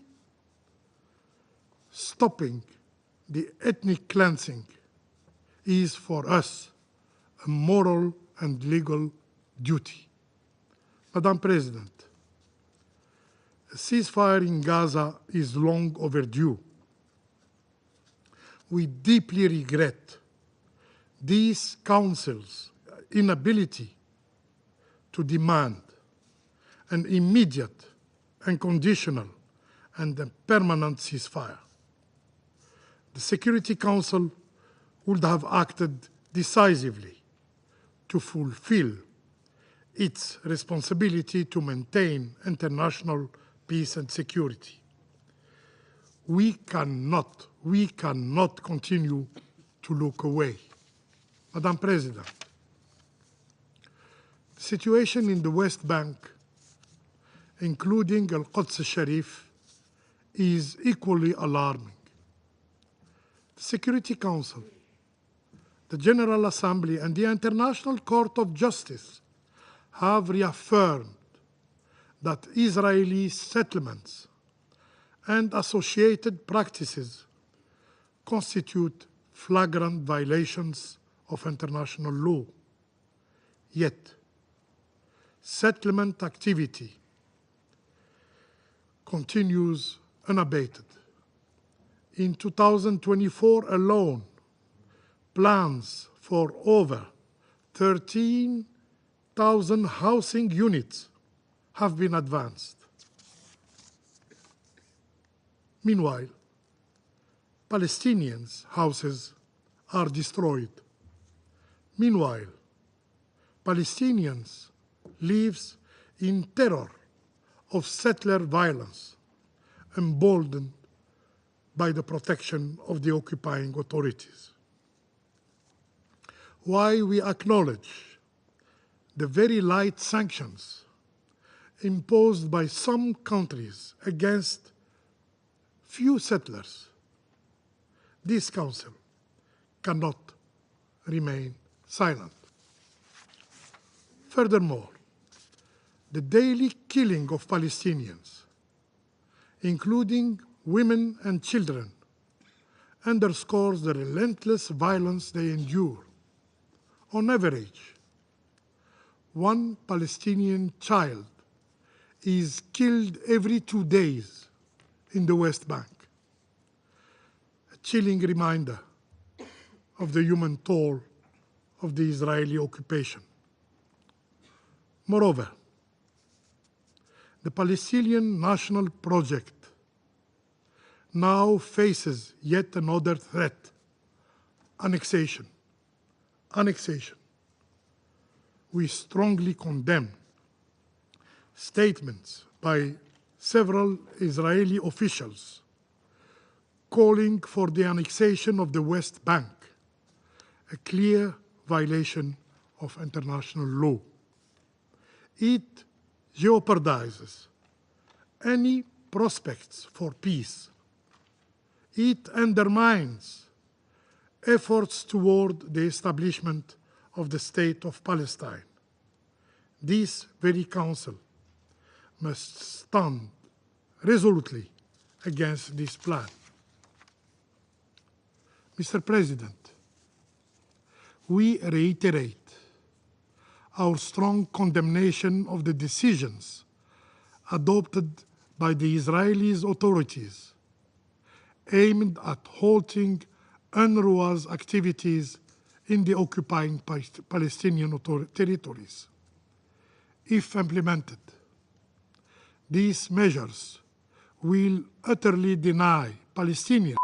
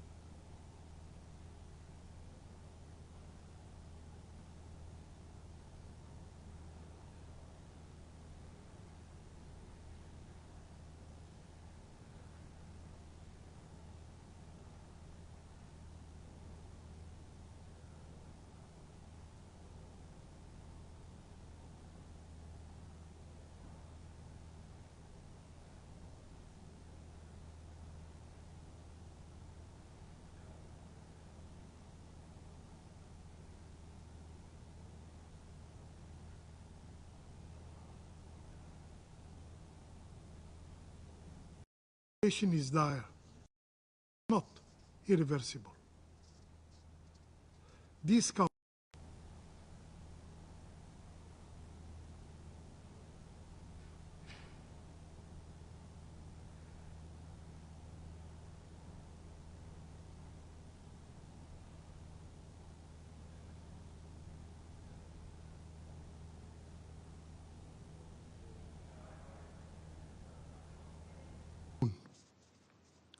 stability and security in the Middle East are closely linked to the resolution of the Palestinian issue, which requires the end of the occupation and the restoration of the Palestinian people's inalienable rights.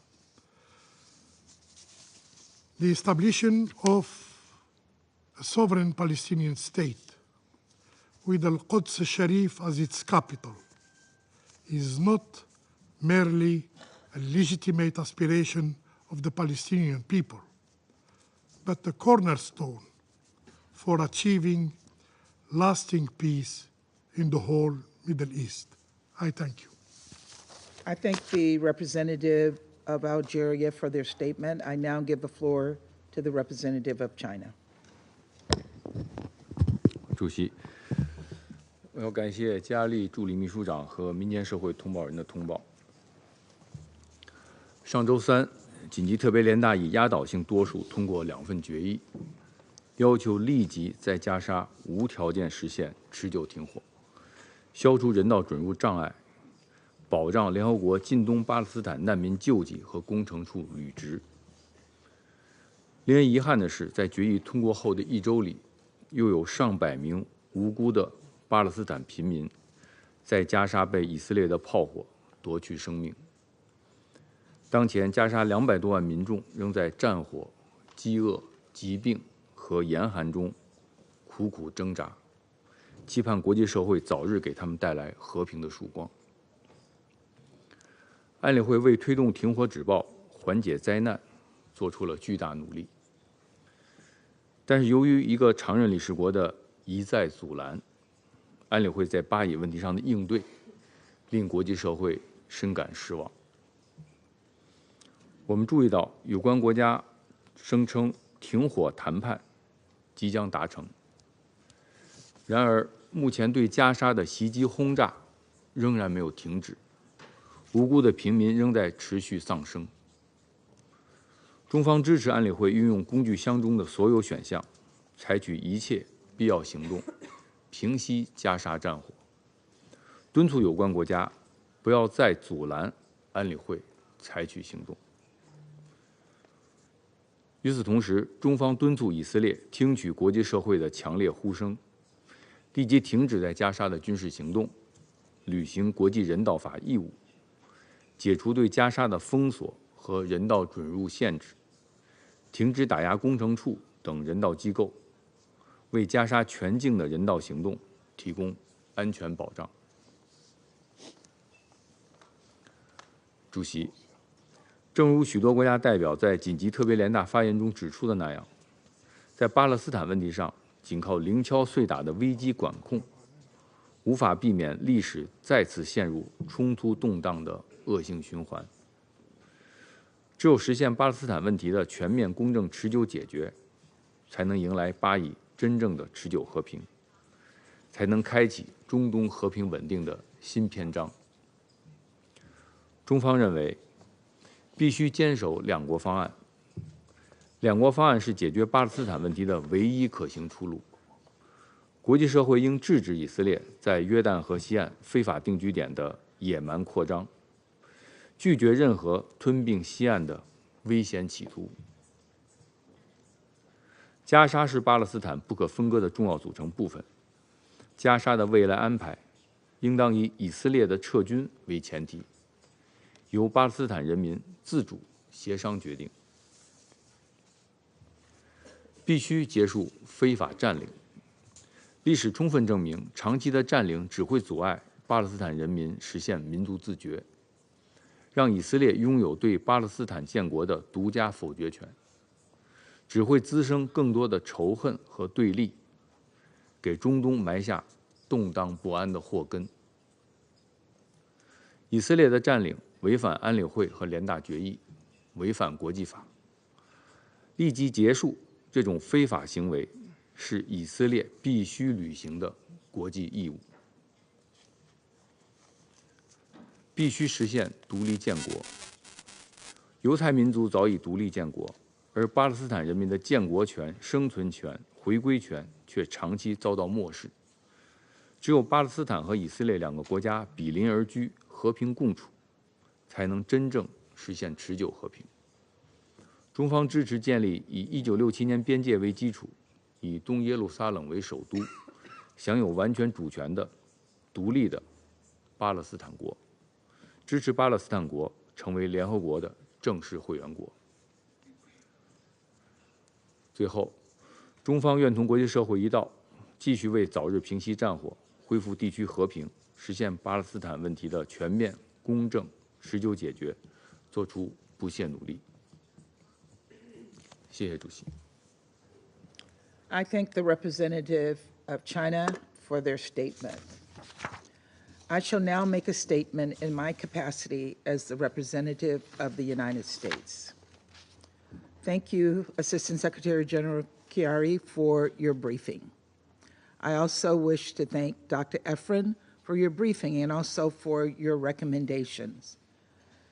And Michael Levy, I want to especially thank you for sharing your anguish, your frustration with this council. We will continue our efforts to do everything possible to bring your brother Or home to his loving family. Colleagues, the United States is committed to finalizing a ceasefire in Gaza with the release of hostages that allows for a surge in humanitarian aid to Palestinian civilians. That is our North Star. And despite progress coming in fits and starts, despite progress feeling at times frustratingly slow, there is still a reason for hope. Thanks to the ceasefire between Israel and Lebanon, Hamas is isolated. As we sit here, negotiators are in the region, working hard to close the remaining gaps between the parties. Now, let me be clear, I'm not starry-eyed here, but there are still difficult issues to resolve. We cannot give up on diplomacy. We cannot give up on the 2 million Palestinians in Gaza for over a year have lived through hell, a hell that was ignited by Hamas when it attacked Israel on October 7th. This was not an effort at peace. This was a declaration of war. And as we heard from Michael, we cannot give up on the 100+ remaining hostages, including 7 Americans or their families, who have also endured the unimaginable these past 14 months.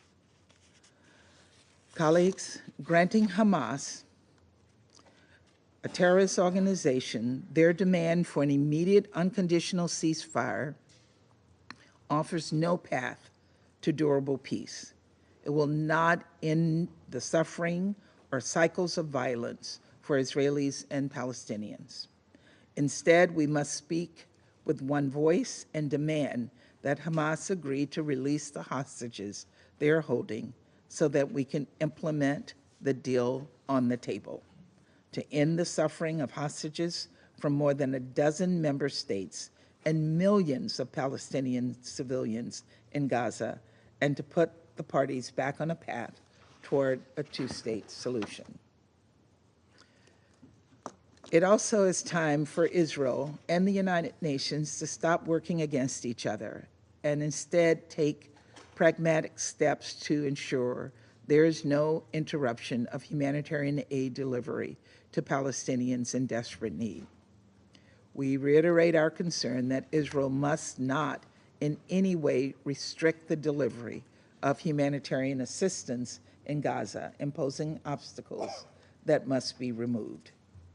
Going forward, Israel must also ensure that the implementation of recent legislation does not further impede the delivery of humanitarian assistance and critical services, including by UNRWA, which remains a vital lifeline for Palestinians. Equally vital, as the aid delivery architecture in Gaza evolves, the UN must work with all relevant parties and have a viable plan in place to facilitate aid deliveries. The Secretary General's recent letter regarding UNRWA and the future of aid delivery in Gaza suggests that the UN has not yet begun an earnest conversation with Israel regarding implementation of the legislation. Nor does it appear that relevant UN agencies have had detailed conversations regarding steps they could take to help ensure continuity of UN aid deliveries to Gaza. With lives in the balance, this must change. The UN must demonstrate that it will continue to work to find a path to support the people of Gaza. Colleagues, cynicism will not end this horrific conflict, but bold leadership can offer the prospects of a durable peace, one in which Palestinians and Israelis live side by side with equal levels of dignity, security, and opportunity. To put a finer point on it, a durable peace between Israelis and Palestinians will only be achieved through a negotiated two-state solution consistent with this Council's resolutions.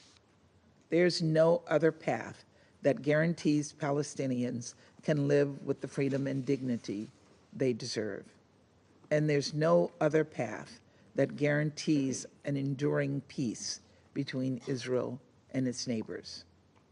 This is a peace worth striving for, and it's one the United States has worked tirelessly to advance, even in the darkest hours since October 7th.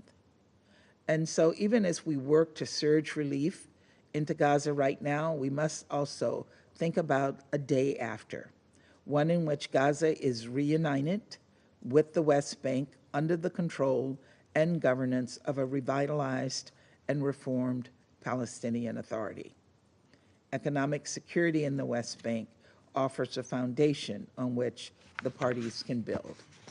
In this regard, we welcome the Israeli government's recent decision to extend correspondent bank relationships between Israeli banks and their Palestinian counterparts for another year. It's a step in the right direction to help build trust and deepen economic links, but it's just a start. We need to see a resumption of the economic activities, including worker permits that ground to a halt following October 7th. We also remain deeply concerned that other Israeli actions in the West Bank undercut the Palestinian Authority's ability to meet the needs of the Palestinian people and more broadly dampen the prospects of a two-state solution. Colleagues, we reiterate our position that advancing Israeli settlements in the West Bank is an obstacle to the achievement of a two-state solution, the end state we all want to see as we seek to bring the fighting in Gaza to a close. Yet, more settlement units were approved this past year than in any other 12-month period this decade. We reiterate our belief that Israel's program of support for the expansion of settlements is inconsistent with international law and only serves to weaken Israeli security. We also remain deeply concerned about violence committed by extremist settlers in the West Bank. A disproportionate amount of this violence emanates from illegal outposts, several dozen of which have been established over the past year. To be clear, these outposts are illegal under Israeli law. The hundreds of violent attacks over the past year have forced Palestinians to abandon their homes and vacate more than a dozen of their villages. Even more alarming, last year saw the highest number of Palestinians killed in the West Bank since the UN began collecting data in 2005. We condemn the attacks by extremist settlers in the strongest possible terms and reiterate that Israel must intervene and stop them, or better yet, prevent them in the first place. To that end, we urge Israel to halt efforts to legalize outposts in the West Bank and to do everything possible to de-escalate tensions and hold all perpetrators of violence accountable, no matter the background of the perpetrator or the victim. Colleagues, I first addressed this council on this topic in March of 2021 during my first presidency. I had just arrived at the United States mission to the United Nations just a few weeks prior. And I outlined 3 pillars of U.S. policy with respect to the Israeli-Palestinian conflict. The first was to sustain our ironclad commitment to Israel's security. The second was to help both Israelis and Palestinians take steps toward a two-state solution, ensuring Israel's future as a democratic and Jewish state while upholding the Palestinian people's legitimate aspirations for a state of their own. And the third was to deliver aid to the Palestinian people. I said then, and I quote, "Let us strive to achieve peace and prosperity for all." So much has changed since that meeting nearly 4 years ago. So many lives have been shattered before, on, and in the months that have followed October 7th as a result of the catastrophic conflict that Hamas instigated. But now, like in 2021, the United States remains committed to bringing that cycle to an end. And so we will continue to work tirelessly to advance diplomacy on the ground. For a ceasefire with the release of hostages, for a surge of aid today and days after in Gaza that reaffirms the dignity, the security, and opportunity of Palestinians and Israelis alike. For a two-state solution and a new day for the next generation. Let us strive to achieve that peace and prosperity for all. Thank you. I resume my function as President of the Council. The representative of Mozambique has asked for the floor to make a further statement. I give them the floor. Thank you.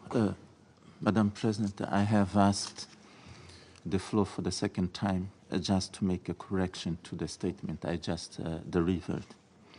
Our thanks go to Assistant Secretary General Khalid Kiari instead of Madame Di Carlo, as I mentioned by mistake. Thank you. I thank the representative of Mozambique for their further statement. I now give the floor to the permanent observer of the observer state of Palestine. Madam President, let me at the outset thank the Council members who will be departing at the end of the year, namely Malta, Mozambique, Switzerland, Ecuador, and Japan, for their relentless efforts to uphold international law, including through achieving a ceasefire, the necessary prerequisite for everything else the Council has called to achieve. Allow me also to say that while we reject the U.S. resorting several times to the veto over the last year, I want to commend your personal engagement and your constructive approach, always seeking to move the needle in the right direction, in manners that the wider public is unaware of.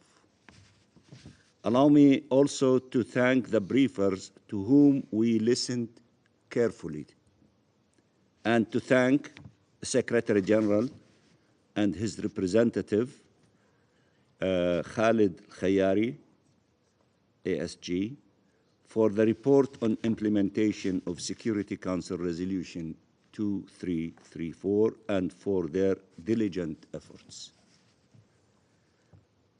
Madam President, another year is ending and the massacres have yet to end. The Council adopted a year ago, almost day for day, Resolution 2720. And still, a year later, starvation and famine are an integral part of the Israeli assault on our people. In Gaza, every Palestinian life has either been upended or completely ended.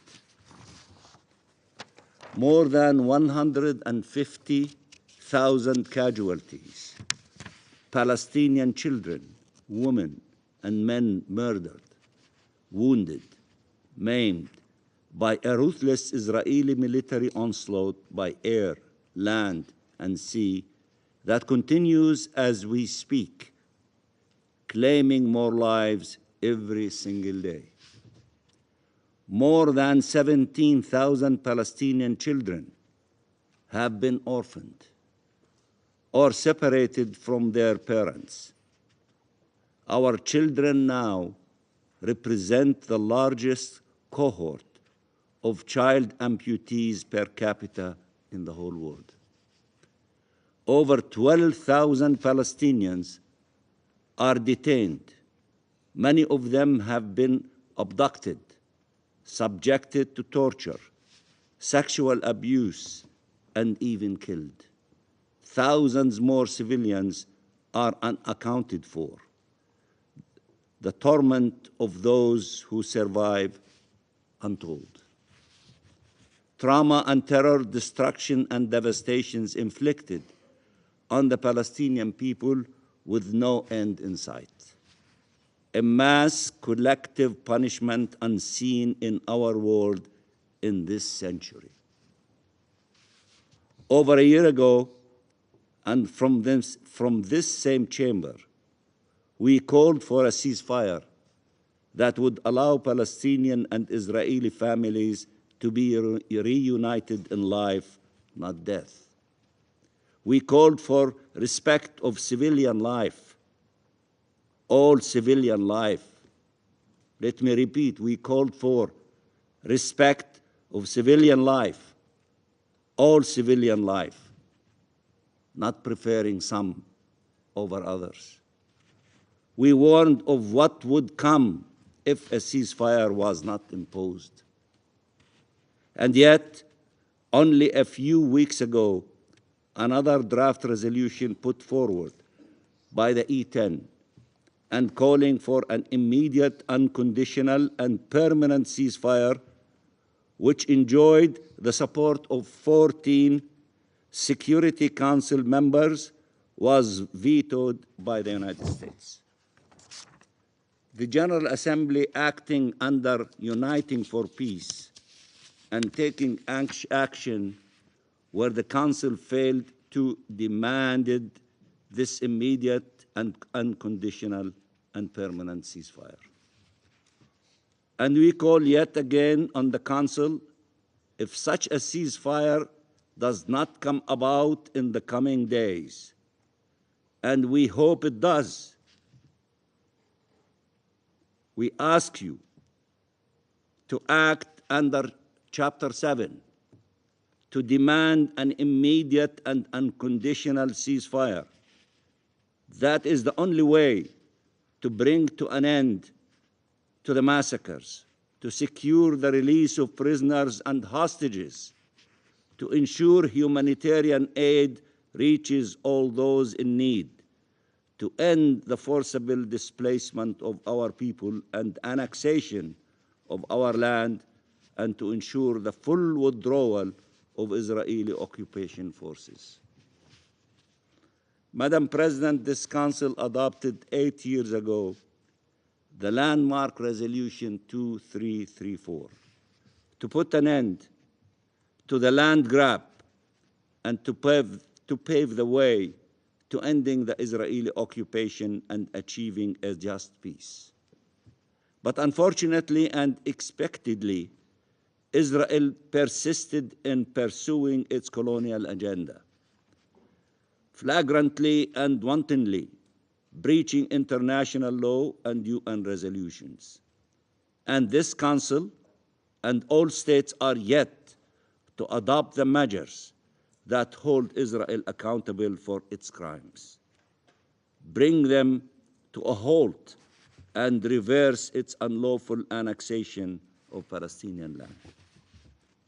Since the onset of the occupation, Israel has confined Palestinians in the occupied Palestinian territory to the areas already built up and inhabited. Only 13% of East Jerusalem and 40% of the rest of the West Bank. The aim has always been to ensure that Israel could seize maximum Palestinian land with minimum Palestinians. But even that was not enough, and Israel decided to violently displace and replace our people, to forcibly displace Palestinian families and communities, to demolish their homes, to build settlements in the heart of our cities, and in a manner to destroy the territorial integrity of our state and to fragment our people and our land. The ICJ has stated in no uncertain terms, and I quote, "The sustained abuse by Israel of its position as an occupying power through annexation and an assertion of permanent control over the occupied Palestinian territory and continued frustration of the right of the Palestinian people to self-determination violates fundamental principles of international law and renders Israelis' presence in the occupied Palestinian territory unlawful." End of quotation. The court called for an end of Israelis' unlawful presence in the occupied Palestinian territory as rapidly as possible and reminded all states and the UN of their obligations in this regard. Only resolute action and measures of accountability by the international community as a whole shall lead Israel to stop its methodical destruction of the Palestinian people, of the Palestinian state, of the two-state solution, and of the prospects of peace in our region. In this regard, we await the report of the Secretary General, we expect in a few days, on implementation of Resolution ES-10/24 and ES-10/26 to inform future action by the membership. We will study it thoroughly, we hope you do, and then we will decide on the next steps forward. We welcome the launch of the Global Alliance for the implementation of the two-state solution and the decision of the General Assembly to hold a high-level international conference in June 2025, and I think my French colleague referred to it, on the implementation of the relevant UN resolutions pertaining to the peaceful settlement of the question of Palestine and the two-state solutions. We call on all states to act without delay in line with their obligations under the Charter and international law to bring an end to Israel's unlawful presence in the occupied Palestinian territory and to ensure the realization of the inalienable rights of the Palestinian people, including their right to self-determination and independence.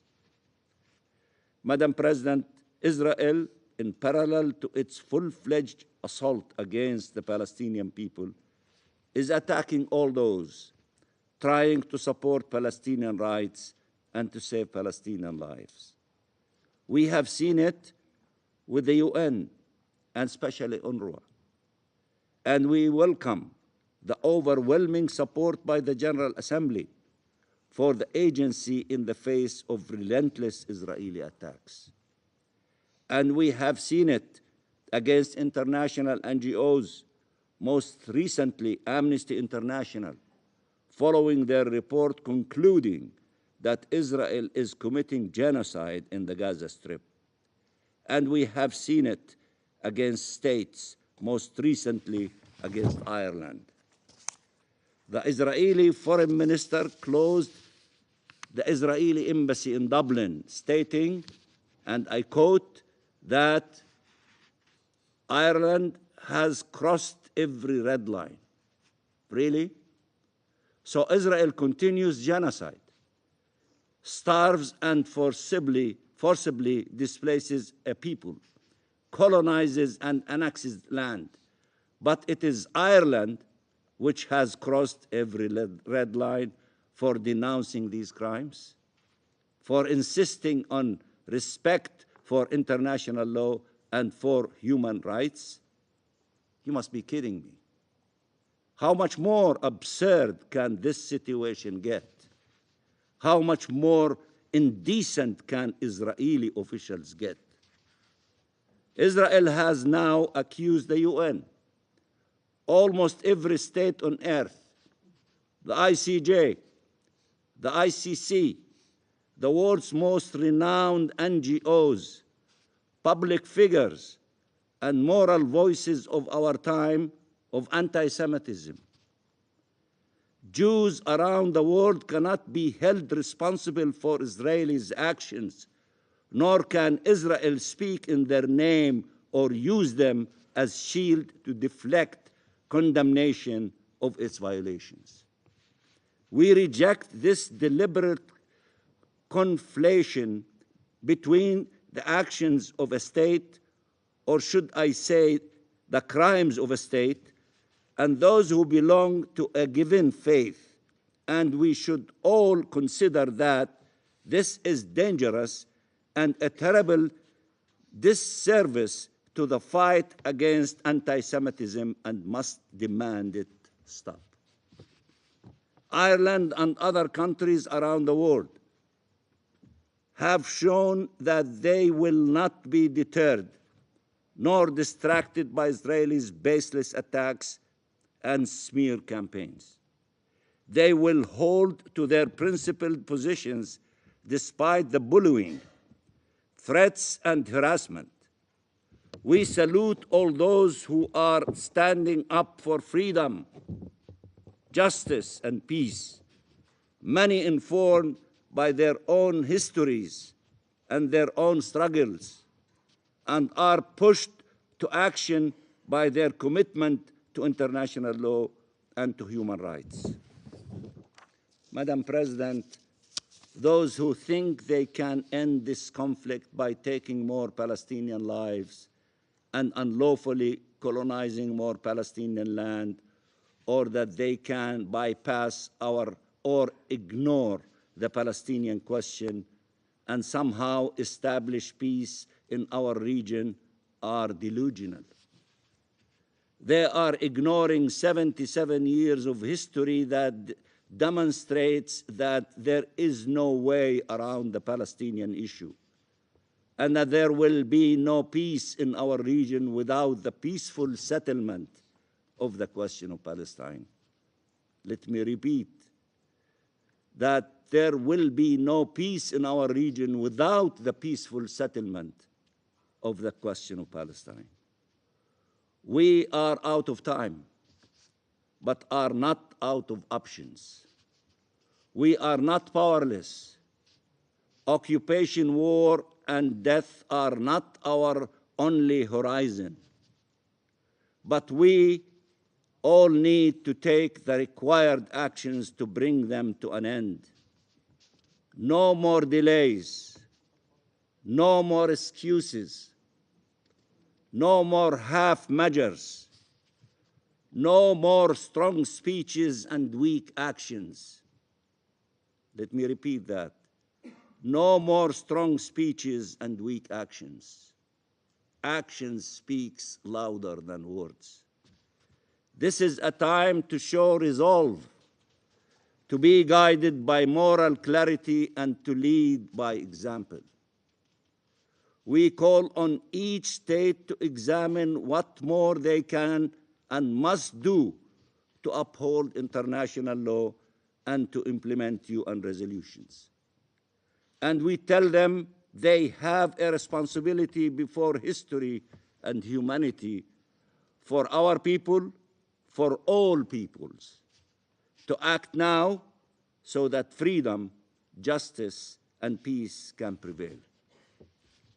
Act now to end the massacre and genocide in Gaza, to end the ethnic cleansing and apartheid, to end this illegal occupation, to end the conflict, and to achieve peace.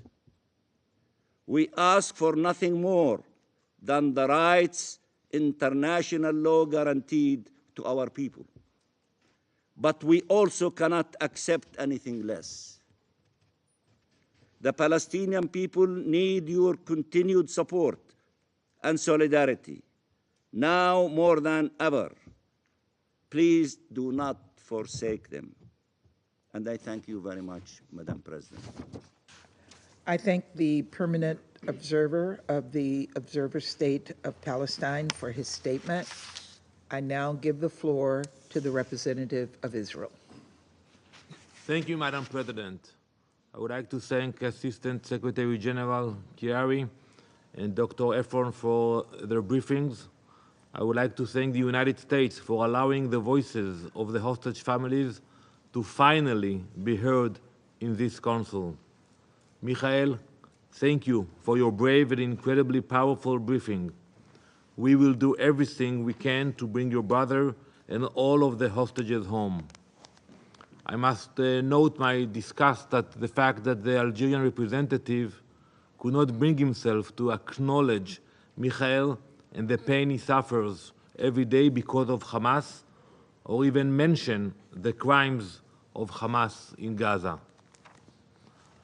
As we have reached the end of a very long year, I would like to ask you all to cast your minds back to these past 12 months. The pain and suffering felt by so many, including the families of the 100 hostages still held by Hamas, and the sacrifices made to protect the innocent from terrorists. However, this was also 12 months of immense transformation, and ahead of us lies opportunity. In 2024, the Middle East has become virtually unrecognizable. We continue to dismantle Hamas, and we continue to eliminate any threat that they may pose, and rid Gaza of their terrorist oppressors. Moving north, Hezbollah, once Iran's most vicious and dangerous proxy, has been heavily degraded. Arch terrorists, you remember those names: Yahya Sinwar, Muhammad Def, Hassan Nasrallah, Ibrahim Akil, and dozens of others who have caused unimaginable suffering to millions, not only Israelis, have been eliminated. Now, the Assad regime, responsible for the deaths of hundreds of thousands of his own people, has crumbled to dust. It is obvious to all that these are not isolated events. They are all connected, and together they present an extraordinary opportunity for this Council and the world. The chance before us is clear, the chance to finally end the Islamic regime of Iran's aspirations for a Shiite supremacist empire, the chance to liberate the world from the most corrupt, most violent, most destabilizing regime. Israel has acted decisively. We have struck the terror networks that once cast a shadow over our region. But the burden of securing peace does not rest on Israel's shoulders alone. Iran's provocations continue to escalate, with shameless threats about its nuclear ambitions. Its proxies in Lebanon, in Yemen, in Iraq, remain active and deadly, spreading chaos far beyond the region. This is not a localized threat. The Islamic regime of Iran is a danger to the entire world. The recent report from the International Atomic Energy Agency on Iran's nuclear progression, alongside the recent letter from the UK, France, and Germany, highlighting Iran's, and I quote, significant non-compliance, were cries for immediate action. This is not about hypothetical future. The danger is already here, looming on the horizon. The time to act is now. This Council must implement crushing sanctions to suffocate Iran's ability to fund its proxies. You must designate the IRGC, its tentacle of terror, as a terrorist organization. These steps are not optional. They are imperative. The Islamic regime thrives on inaction and indecision. If you fail, if you be silent to act decisively, you are complicit in enabling their campaign of terror. Let me be unequivocal.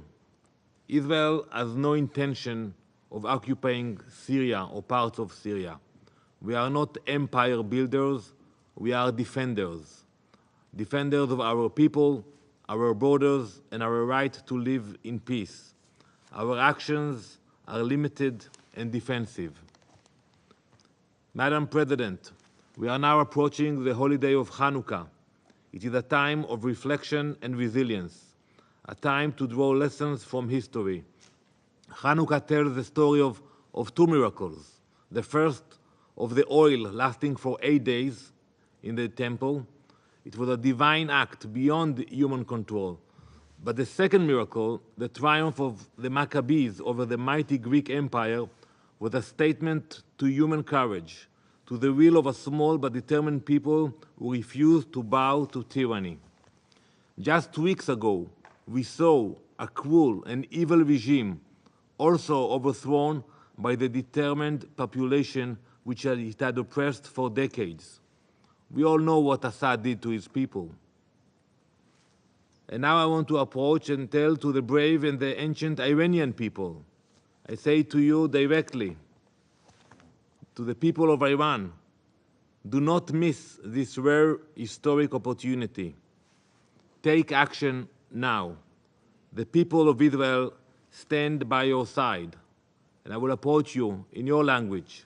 Marduma Iran in forsata nadare tarihira as das nadahid. Akdam kunid. Marduma Israel darkanara shuma hastand. I am telling to the Iranian people, we know the cost of freedom and the courage it demands. Your fight is not just for yourselves, but for the millions of lives the regime has destabilized and destroyed. In your hands lies the power to restore the beautiful Iranian nation, to rebuild a land rich in history, culture, and resilience. Madam President, as we reflect on the hope of Hanukkah, we must also confront the unfinished work before us. The scars of terrorism remain fresh. There are still 100 hostages held by Hamas in Gaza, enduring conditions that are beyond comprehension. As we speak, Israel is negotiating for their freedom. Hamas's crimes against humanity are despicable, and yet much of the world remains silent. Colleagues, while we dismantle Hamas's terror network, we continue our humanitarian efforts to ensure aid reaches those in need. Hundreds of trucks enter Gaza on a daily basis, as the total aid amount has now reached 1.2 million tons. Just this past Saturday, we coordinated the entry of 5,000 liters of fuel to operate essential hospital systems. Alongside the fuel, we delivered hundreds of boxes of medical equipment and food. Additionally, 36 patients and caregivers were transferred to more stable hospitals in Gaza. Yet, look what happened on the same day. As we delivered life-saving medical aid to Gazan civilians, Hamas terrorists fired rockets just 50 meters from an international aid warehouse. That's the reality we are facing. We will continue to do our work. We will continue to open new aid crossings. We will continue to facilitate aid with our international partners. As we conclude this painful yet transformative year, Israel looks to the future. Each of us are intelligent enough to recognize that there are two sides at this table, and let's be honest about it. One side truly desires a constructive, meaningful, and peaceful future. The other side, however, uses this conflict as a tool to promote their own agendas. Some use it to distract from their conflicts in their own corner of the world. Some use it to sustain their failing organizations, and others use it to serve their domestic political interests. Ultimately, Israel will remain clear-eyed. We will bring back all of our hostages. We will continue to do what is necessary to see that peaceful, constructive future realized, regardless of the noise, the bias, and the agendas we see play out in this room and beyond. I thank you, Madam President. I thank the representative of Israel for their statement. There are no more names inscribed on the list of speakers. The meeting is adjourned.